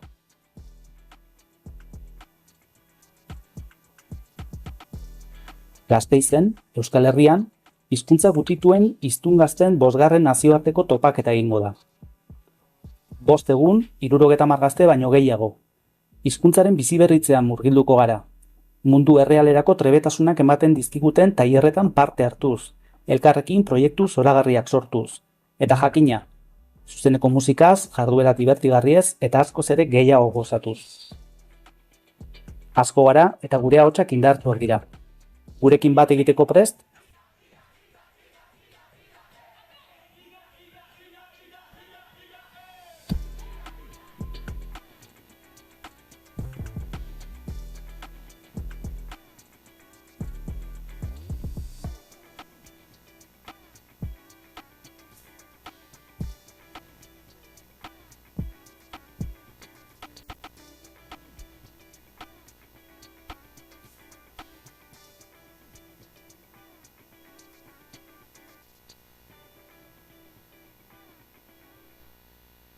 Bueno, eskerrik asko, Oskar.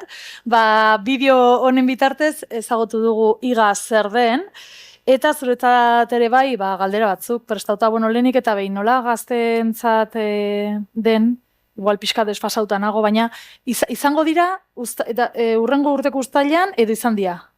2 urtero izan da. Izan da, osea, atzera ez dudan ez egingo, ja, helduok ere jungo gara horretara, baina hemendik bai, tokatzen denian, oso ondo. Nire ere denbora gortzen zait. Bai, zuri ere bai, iruditzen zait gainontzeko guztia diela gazteagoak, baina...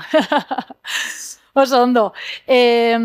Konta iguzu, Oskar, zerk motibatzen zaituzten gazteak hizkuntza gutxituen alde egitera. Zuek hori bultzatzen duzue, nola bultzatzen duzue, eta zenolako erantzuna ere jasotzen duzue. Bueno, aurrez igual kokapentxo bat ingo duz, bueno, hemen gauza batzuk ikusi ditugu bideoan, zertan datzan iga, esaten dugu hizkuntza gutxitutako hiztun gazten topaketa bat dela, baina hor asterisko bat jarriko nuke, ez da bakarrik hiztunak izan ere hori baino nahiko gehiago.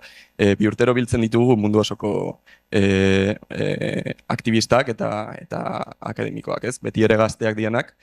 Eta orduan hor daka bere testuingurua. Alegia, ez gara biltzen bakoitzak bere hizkuntzan hitz egiteko, baizik eta bakoitzak bere kezkak dakartzalako bere etxetik, eta igak berak hainbat helburu ditulako. Batetik formakuntzarenak, hizkuntzarekin kezka baldin badugu, aldez aurretik gure hizkuntzaren egoera zer nolakoa den eta ze egin daiteken jakin beharko genuke, baina bestetik daka elkar ezagutzarako helburu bat. Zergatik? Lanbide heziketara eraman da, demagune ez dakitze lanbide heziketan sortzen dela euskara batzorde bat. Sortu berria, eta ez dago besterik ezer, ez dago aurreko esperientziarik, ez dago ezer. Akaso gazte horiek, kriston grina izango lukete, kriston gogoa euskara sustatzeko, baino jakinez nondik hasi. Baino gure ingurura begiratuz gero, ikusi dezakegu, akaso unibertsitatean, farmaziako fakultatean, edo batxillergoko beste ikastetxetako euskara batzordetan, gure inguruan denetaiko ereduak daudela. Beraz, ikusten genuen gure ingurura begiratuta ikusi ditzakegula hainbat eredu gure egin ditzakegunak, ez? Orduan horretarako parada ere sortu nahi genuke. Eta horrekin batera sareak sortu nahi ditugu. Sareak importanteak dira. Oain egon gara Extremadurako lagunekin iga aurkezten, ostean Sardinan egon gara antzeko lan batzutan, eta guztia zergatik, nazioartean ere badagolako aukera hizkuntza komunitate ezberdinen arteko amankomuneko proiektuak egiteko. Berriro ere, zergatik.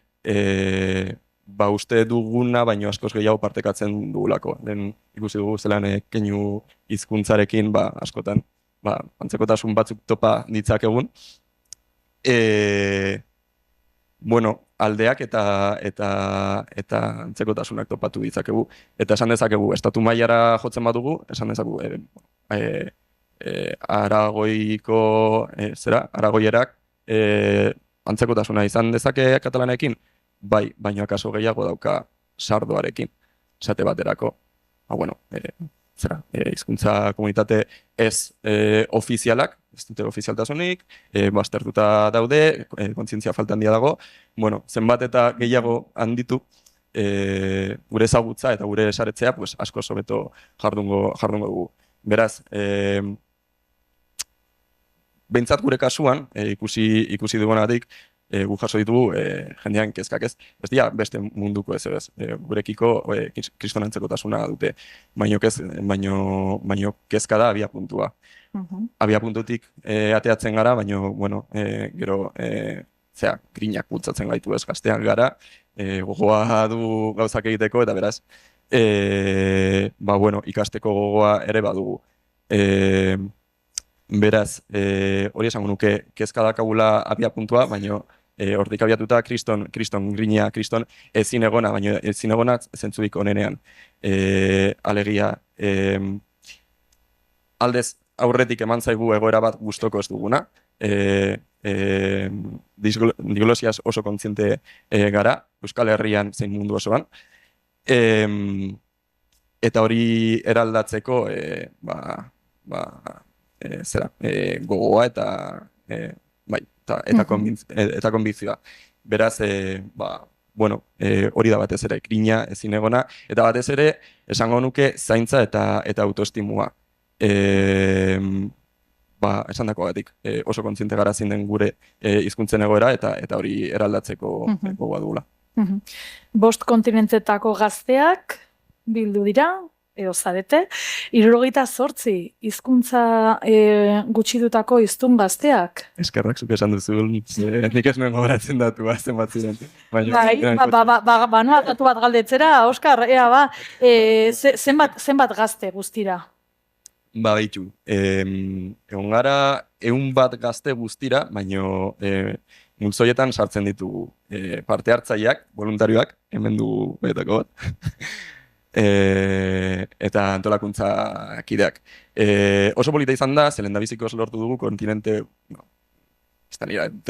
kontinente guztietako jendea erakartzea, eta oso polita elkarrekin hitz egiteko, elkar ezagutzeko parada izan dugu, izan da. Bale, kezkabia puntua, ez dakite motzean, ze zalantza, ze elkargune edo ze antzekotasun dauzkaten gazte horiek, jakinda, bakoitza, beretokian bizi dela, eta bai, komunean daukatela hizkuntza gutxitua, baina ze gehiago, holan, Bai. Oso egoera ezberdinak ditugu, hori argi eta garbi, eta beti ere oso egoera ezberdinen artean topatu ditzakegu berriro ere antzekotasunak, baina kuriosoa da, ze topatu ditzakegu oso herri, oso hizkuntza komunitate antzekoak, Ameriketan eta batean Asiara salto egin, eta oso antzeko kasuak izatea, baina izan daiteke oso kilometro gutxien arteko gozaekin saltoa ikaragarria izatea, ez? Beraz, puntu ezberdinetan daude komunitate batzuk, eta hori horrela da. Batzuk oraindik ere kontzientzia linguistikoarekin, herri izaeraekin ere oraindik ere borroketan daude, eta hori da euren abiapuntua, baina beste batzuetan igual ofizialtasuna da borroka nagusia, edo besterik gabe, jarioa hartzea, lotxa, estigma, denetaikoak. Alere batzutan ikusten dugu, ez diela kasu zeharo ezberdinak, baizik eta batzutan erantzuten diela prozesu lineal bati. Eta horregatik da importantea elkarrekin egotea.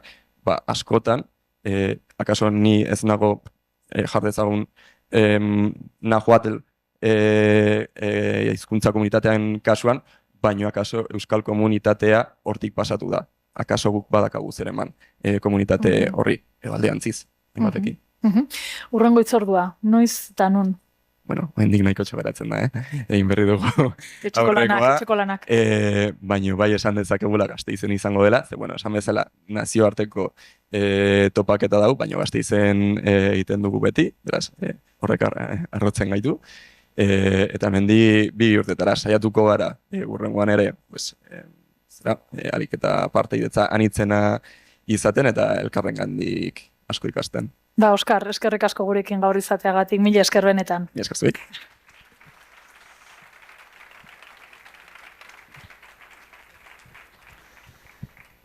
Eta orain, beste txalo bero bat mesedez, Iriarentzat. Abestuko digula, tartetxo batez, venga.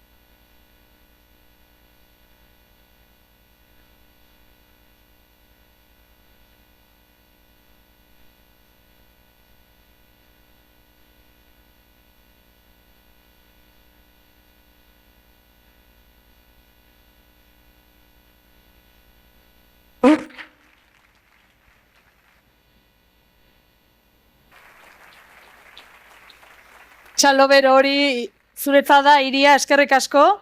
Bueno, eta jarraian ja, azken atalarekin hasiko gara, Arabako Foru Aldundiak urteak daramatza lanbide heziketaren eta lantokien arteko zubilana egiten, eta lantokiko dual egonaldiak ere bai euskaraz sustatzen, eta honen berri emango digu Arabako Foru Aldundiko Euskararen Foru Zerbitzuko buru den Txus Arrieta. Txalo bat, emango diogu bitartean.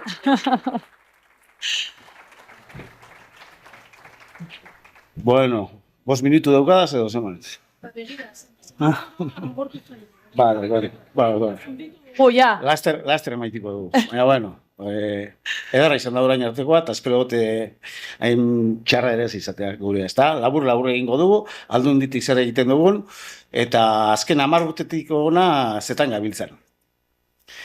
Lemiz izan beharko da, Aldundia dela, eta bere handitasuna ere hortik datorkiola, ez? Lurraldea hartzen dugu, eta Arabak izan dugu.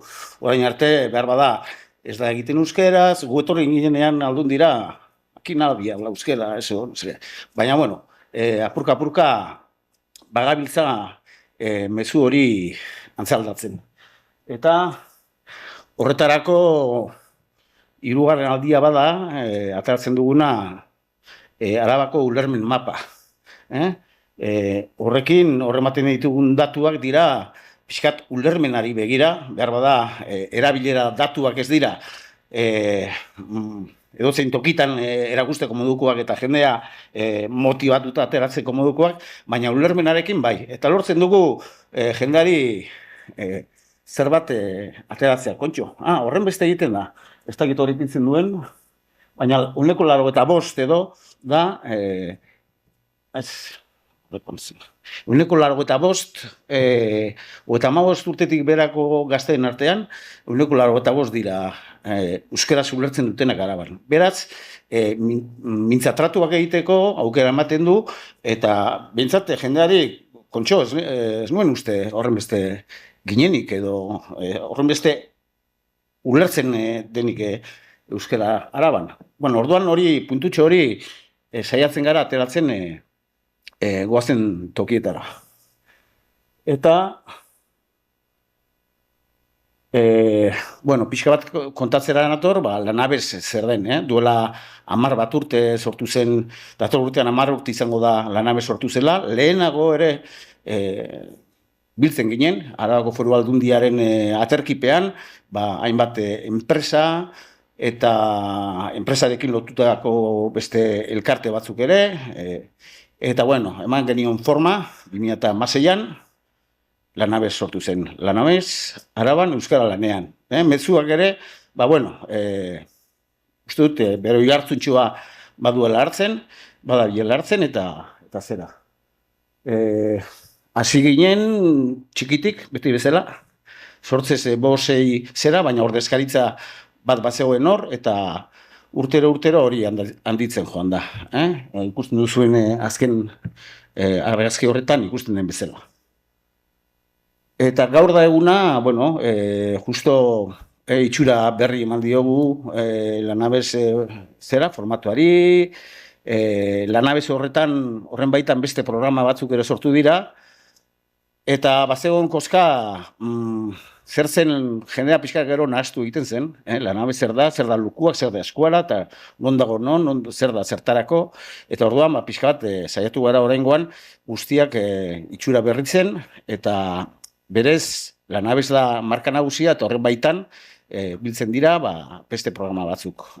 Lehen bat uste dut agertu dela, lukuak izenekoa, eta hori da upategietan, euskera sustatzeko aholkularitza zerbitzu bat martxan jartzen da, justamente AICAEK daramana, gero badaukagu Arabako enpresen foroa, urtean 2 edo 3 egiten dena Araban, eta hor komunitate praktikoa baten bidez, hainbat Arabako enpresa, ahaldela industrialak eta pixkate 50 langilez gorakoak edo 20 langilez gorakoak biltzen dira, eta ari direnak dira, eta, bueno, terapia eta nola esan, praktika honen uztarketa bat izaten da.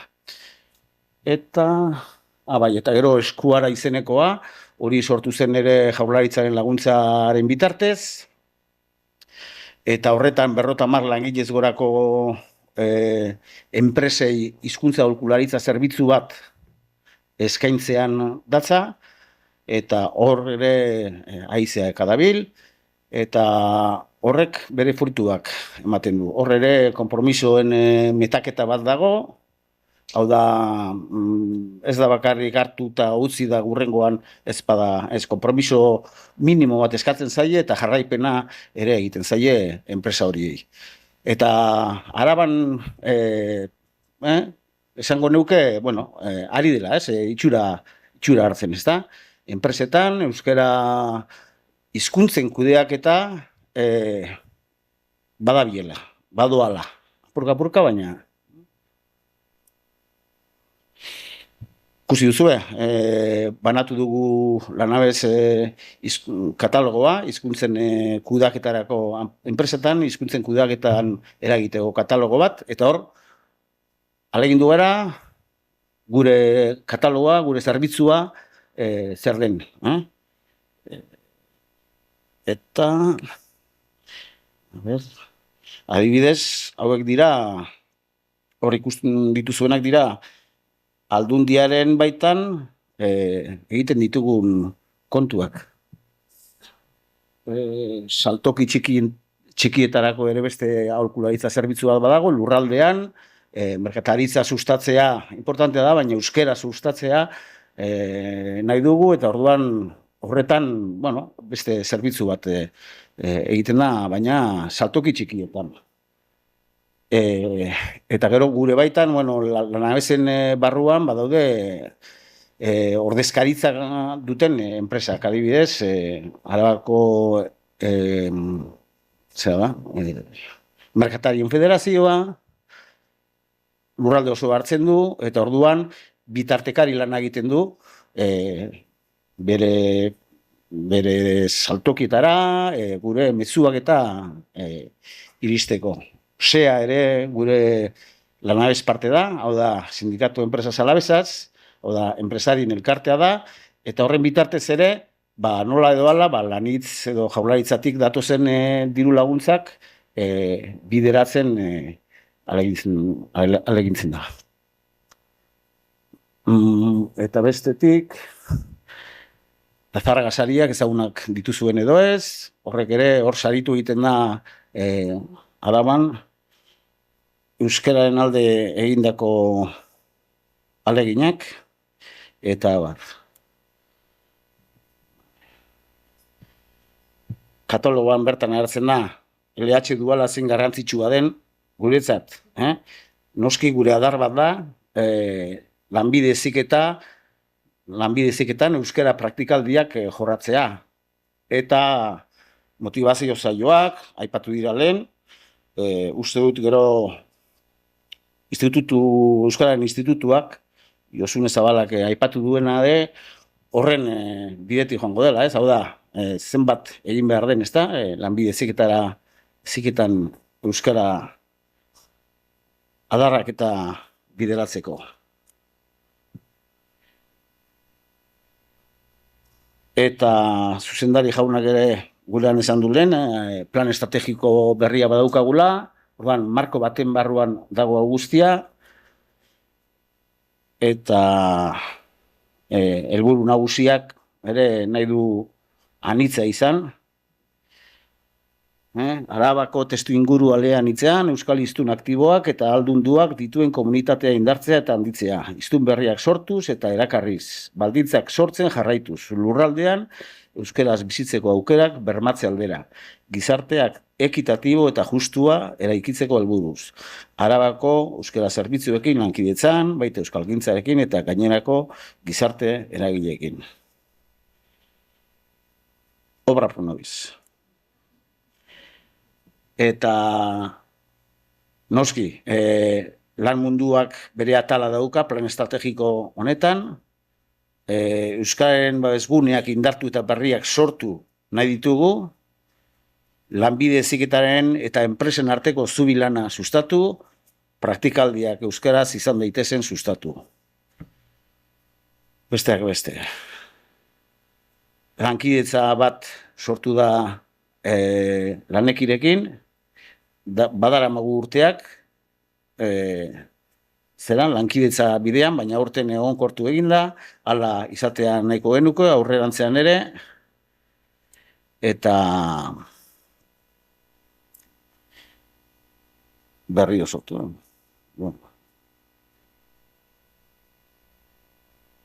Eta komunikazioaren garrantziaz ohartuta,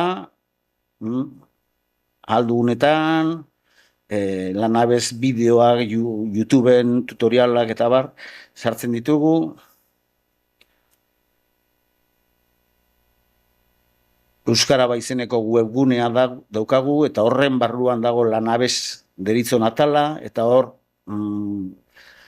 enpresek informazio osagarria jaso dezakete, eta bar. Lehen aipaturiko programa horien guztien berri ematen dugu.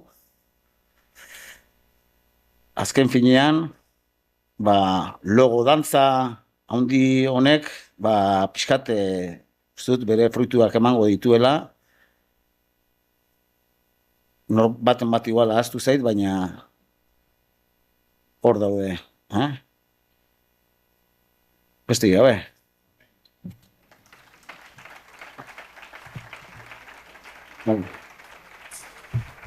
Txusarrieta, eskerrik asko benetan, eta eskerrik asko baita ere Arabako Foru Aldundiari, gaur eta aurten egiten ari garen hizkelan jardunaldia sustatzeagatik, eta urtetan lanbide heziketa eta lantokiko egonaldiak euskaraz bultzatzeagatik.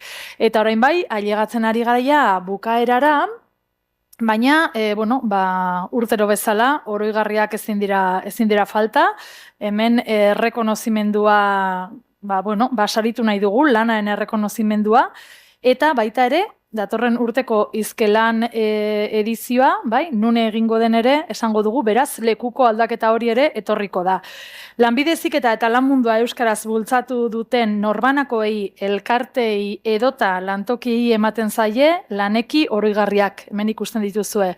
Eta horiek dira oraintxe bertan banatuko ditugunak. Beraz, igo daitezela mesedez, ona holtza gainera, nerekin batera Joseba Koldo, Pérez de Heredia, Arabako Foru Aldundiako Euskara eta Gobernu Irekiaren zuzendaria, eta Ainitze Blanco, Lanekiren presidentea, mesedez. Hemen nere ondoan, izango zaituztet, ze oroigarria bai formal, Vale. Bi oroigarri ikusten dituzuenez, nominalak dira, eta lehenengoa Laneki oroigarria Osakidetzako, hori da, eskerrik asko latz, zuek erosoago goteko horbe bai, Laneki oroigarria Osakidetzako Euskara Zerbitzu Korporatiboarentzat izango da, bada, zatozte, akoplatuta, zatozte oroigarria jasotzen.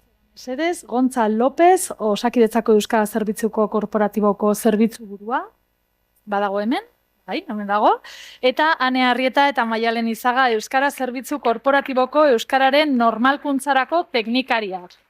Igo hemendik, Joseba, zuk emango diezu.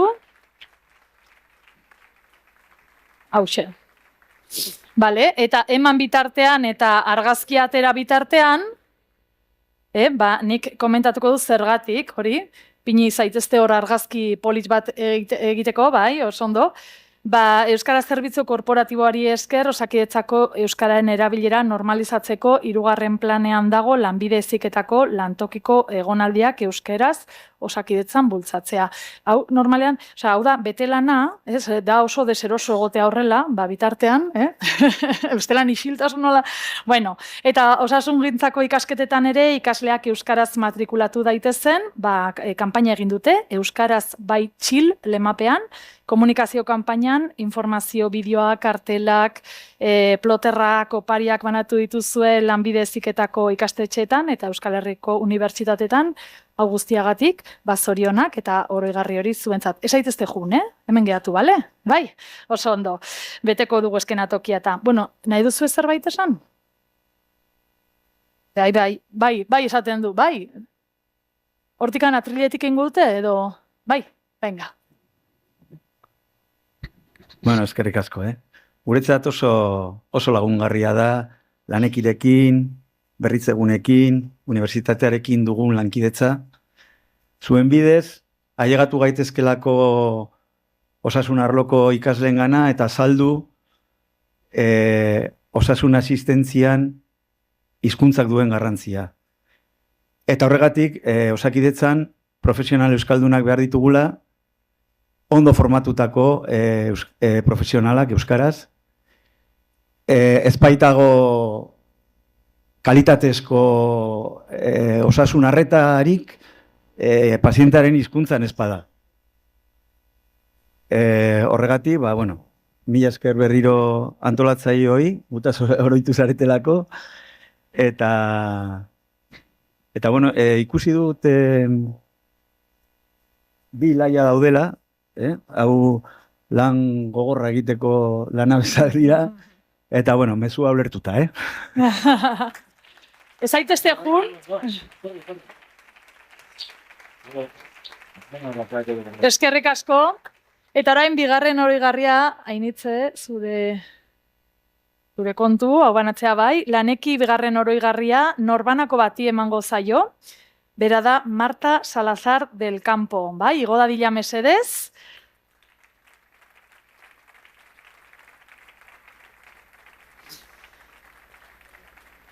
Marta Salazar Gasteizko berritzeguneko zuzendaria da, Ulibarre programaren bitartez, urteak daramatza lanbide heziketako ikastetxeen hizkuntza normalkuntza plana gidatzen, lanbide heziketan D eredua zabaltzeko ikastetxeekin lankidetzan ari da, Marta, eta lanbide heziketan euskarak aurrera egin dezan, ezinbesteko bultzada eman dio Martak, eta honengatik ere bai oroigarri hori, beraz, eskerrik asko, eta zurea da hitza nahi izan ezkero, bai?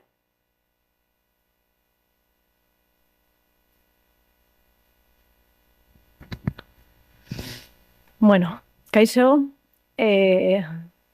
eskerrik asko lanekiri, baina batez ere eta bereziki ikaslan Araba, Javi, Susana, eta Etel, Sabirekin, urteak daramatzagu elkarlanean, eta placer bat da benetan zuekin lan egitea, eta batez ere bultzatzeko lanbide heziketan dugun erronka eta sareak aipatu diren bezala hortik, sarea sortzen. Aipatu nahiko nuke ezinbestekoa dela orain lanbide heziketan ari zareten izaten orientazio profesional horien berri sareak sortu ahal izateko. Eta ez bakarrik agenda 2030 18. helburuak dioen bezala hizkuntza aurrera emateko baizik eta ere hainbat helburu aurrera emateko aniztasun guzti horri erantzun ahal izateko. Beraz eskerrik asko, jarraitu lanean, hemen ikastetxeetako profesional guztiei.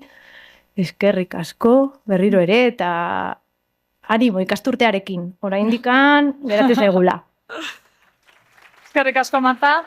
Eta orain bai, guztion argazkia mesedez.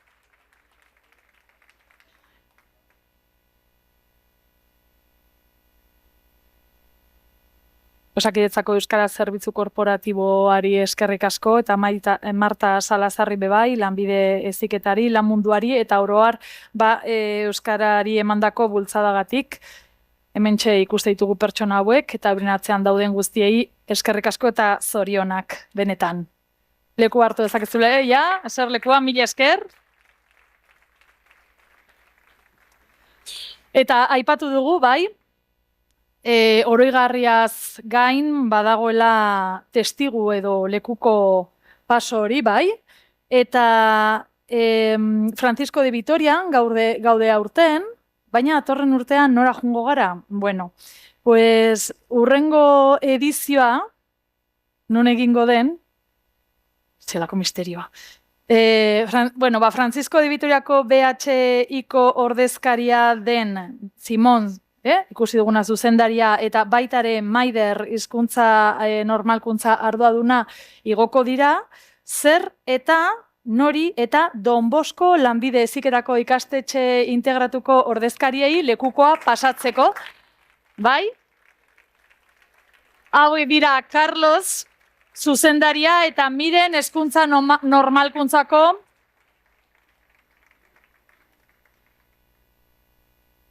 lekukoa pasako diozu, Osea, Arabatik Gipuzkoara doa, hori argazkia, txalo bero bat.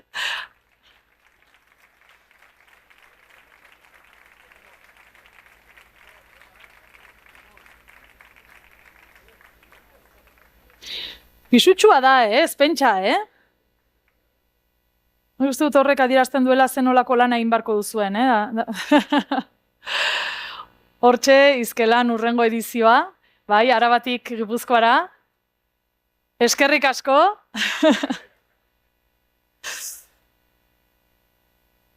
Eta holan, agur honekin, datorren Izkelan, edizioan elkar ikusiko dugulakoan, hartuko duzue, bai, hitza, bai, noski? Ogukiaz ardura sartu genuen lekukoa, ez genekien bidea zer izango zen, ez genekien atzean zer zegoen, eta bidea aberasgarria eta polita izan da. Polita da ikustea atzean zenbateko lana dagoen, egia da olatzek asko errazten duela bidea, ez da inbesteko lana, eta, animo, urrengo urtean Don Boskon ikusiko gara. Eskerrik asko. Lehendabiziko eskerrik asko Lanekiri, gu izendatzeagatik, ardura sartzen dugu erronkau, erronka esaten dugu, listoia oso altua utzi digutelako Francisco de Vitorian, eta saiatuko gara alik eta hobekin egiten, eta datorren urtean, espero dugu, elkar ikustea Don Bosko, bale? Venga. Mila esker.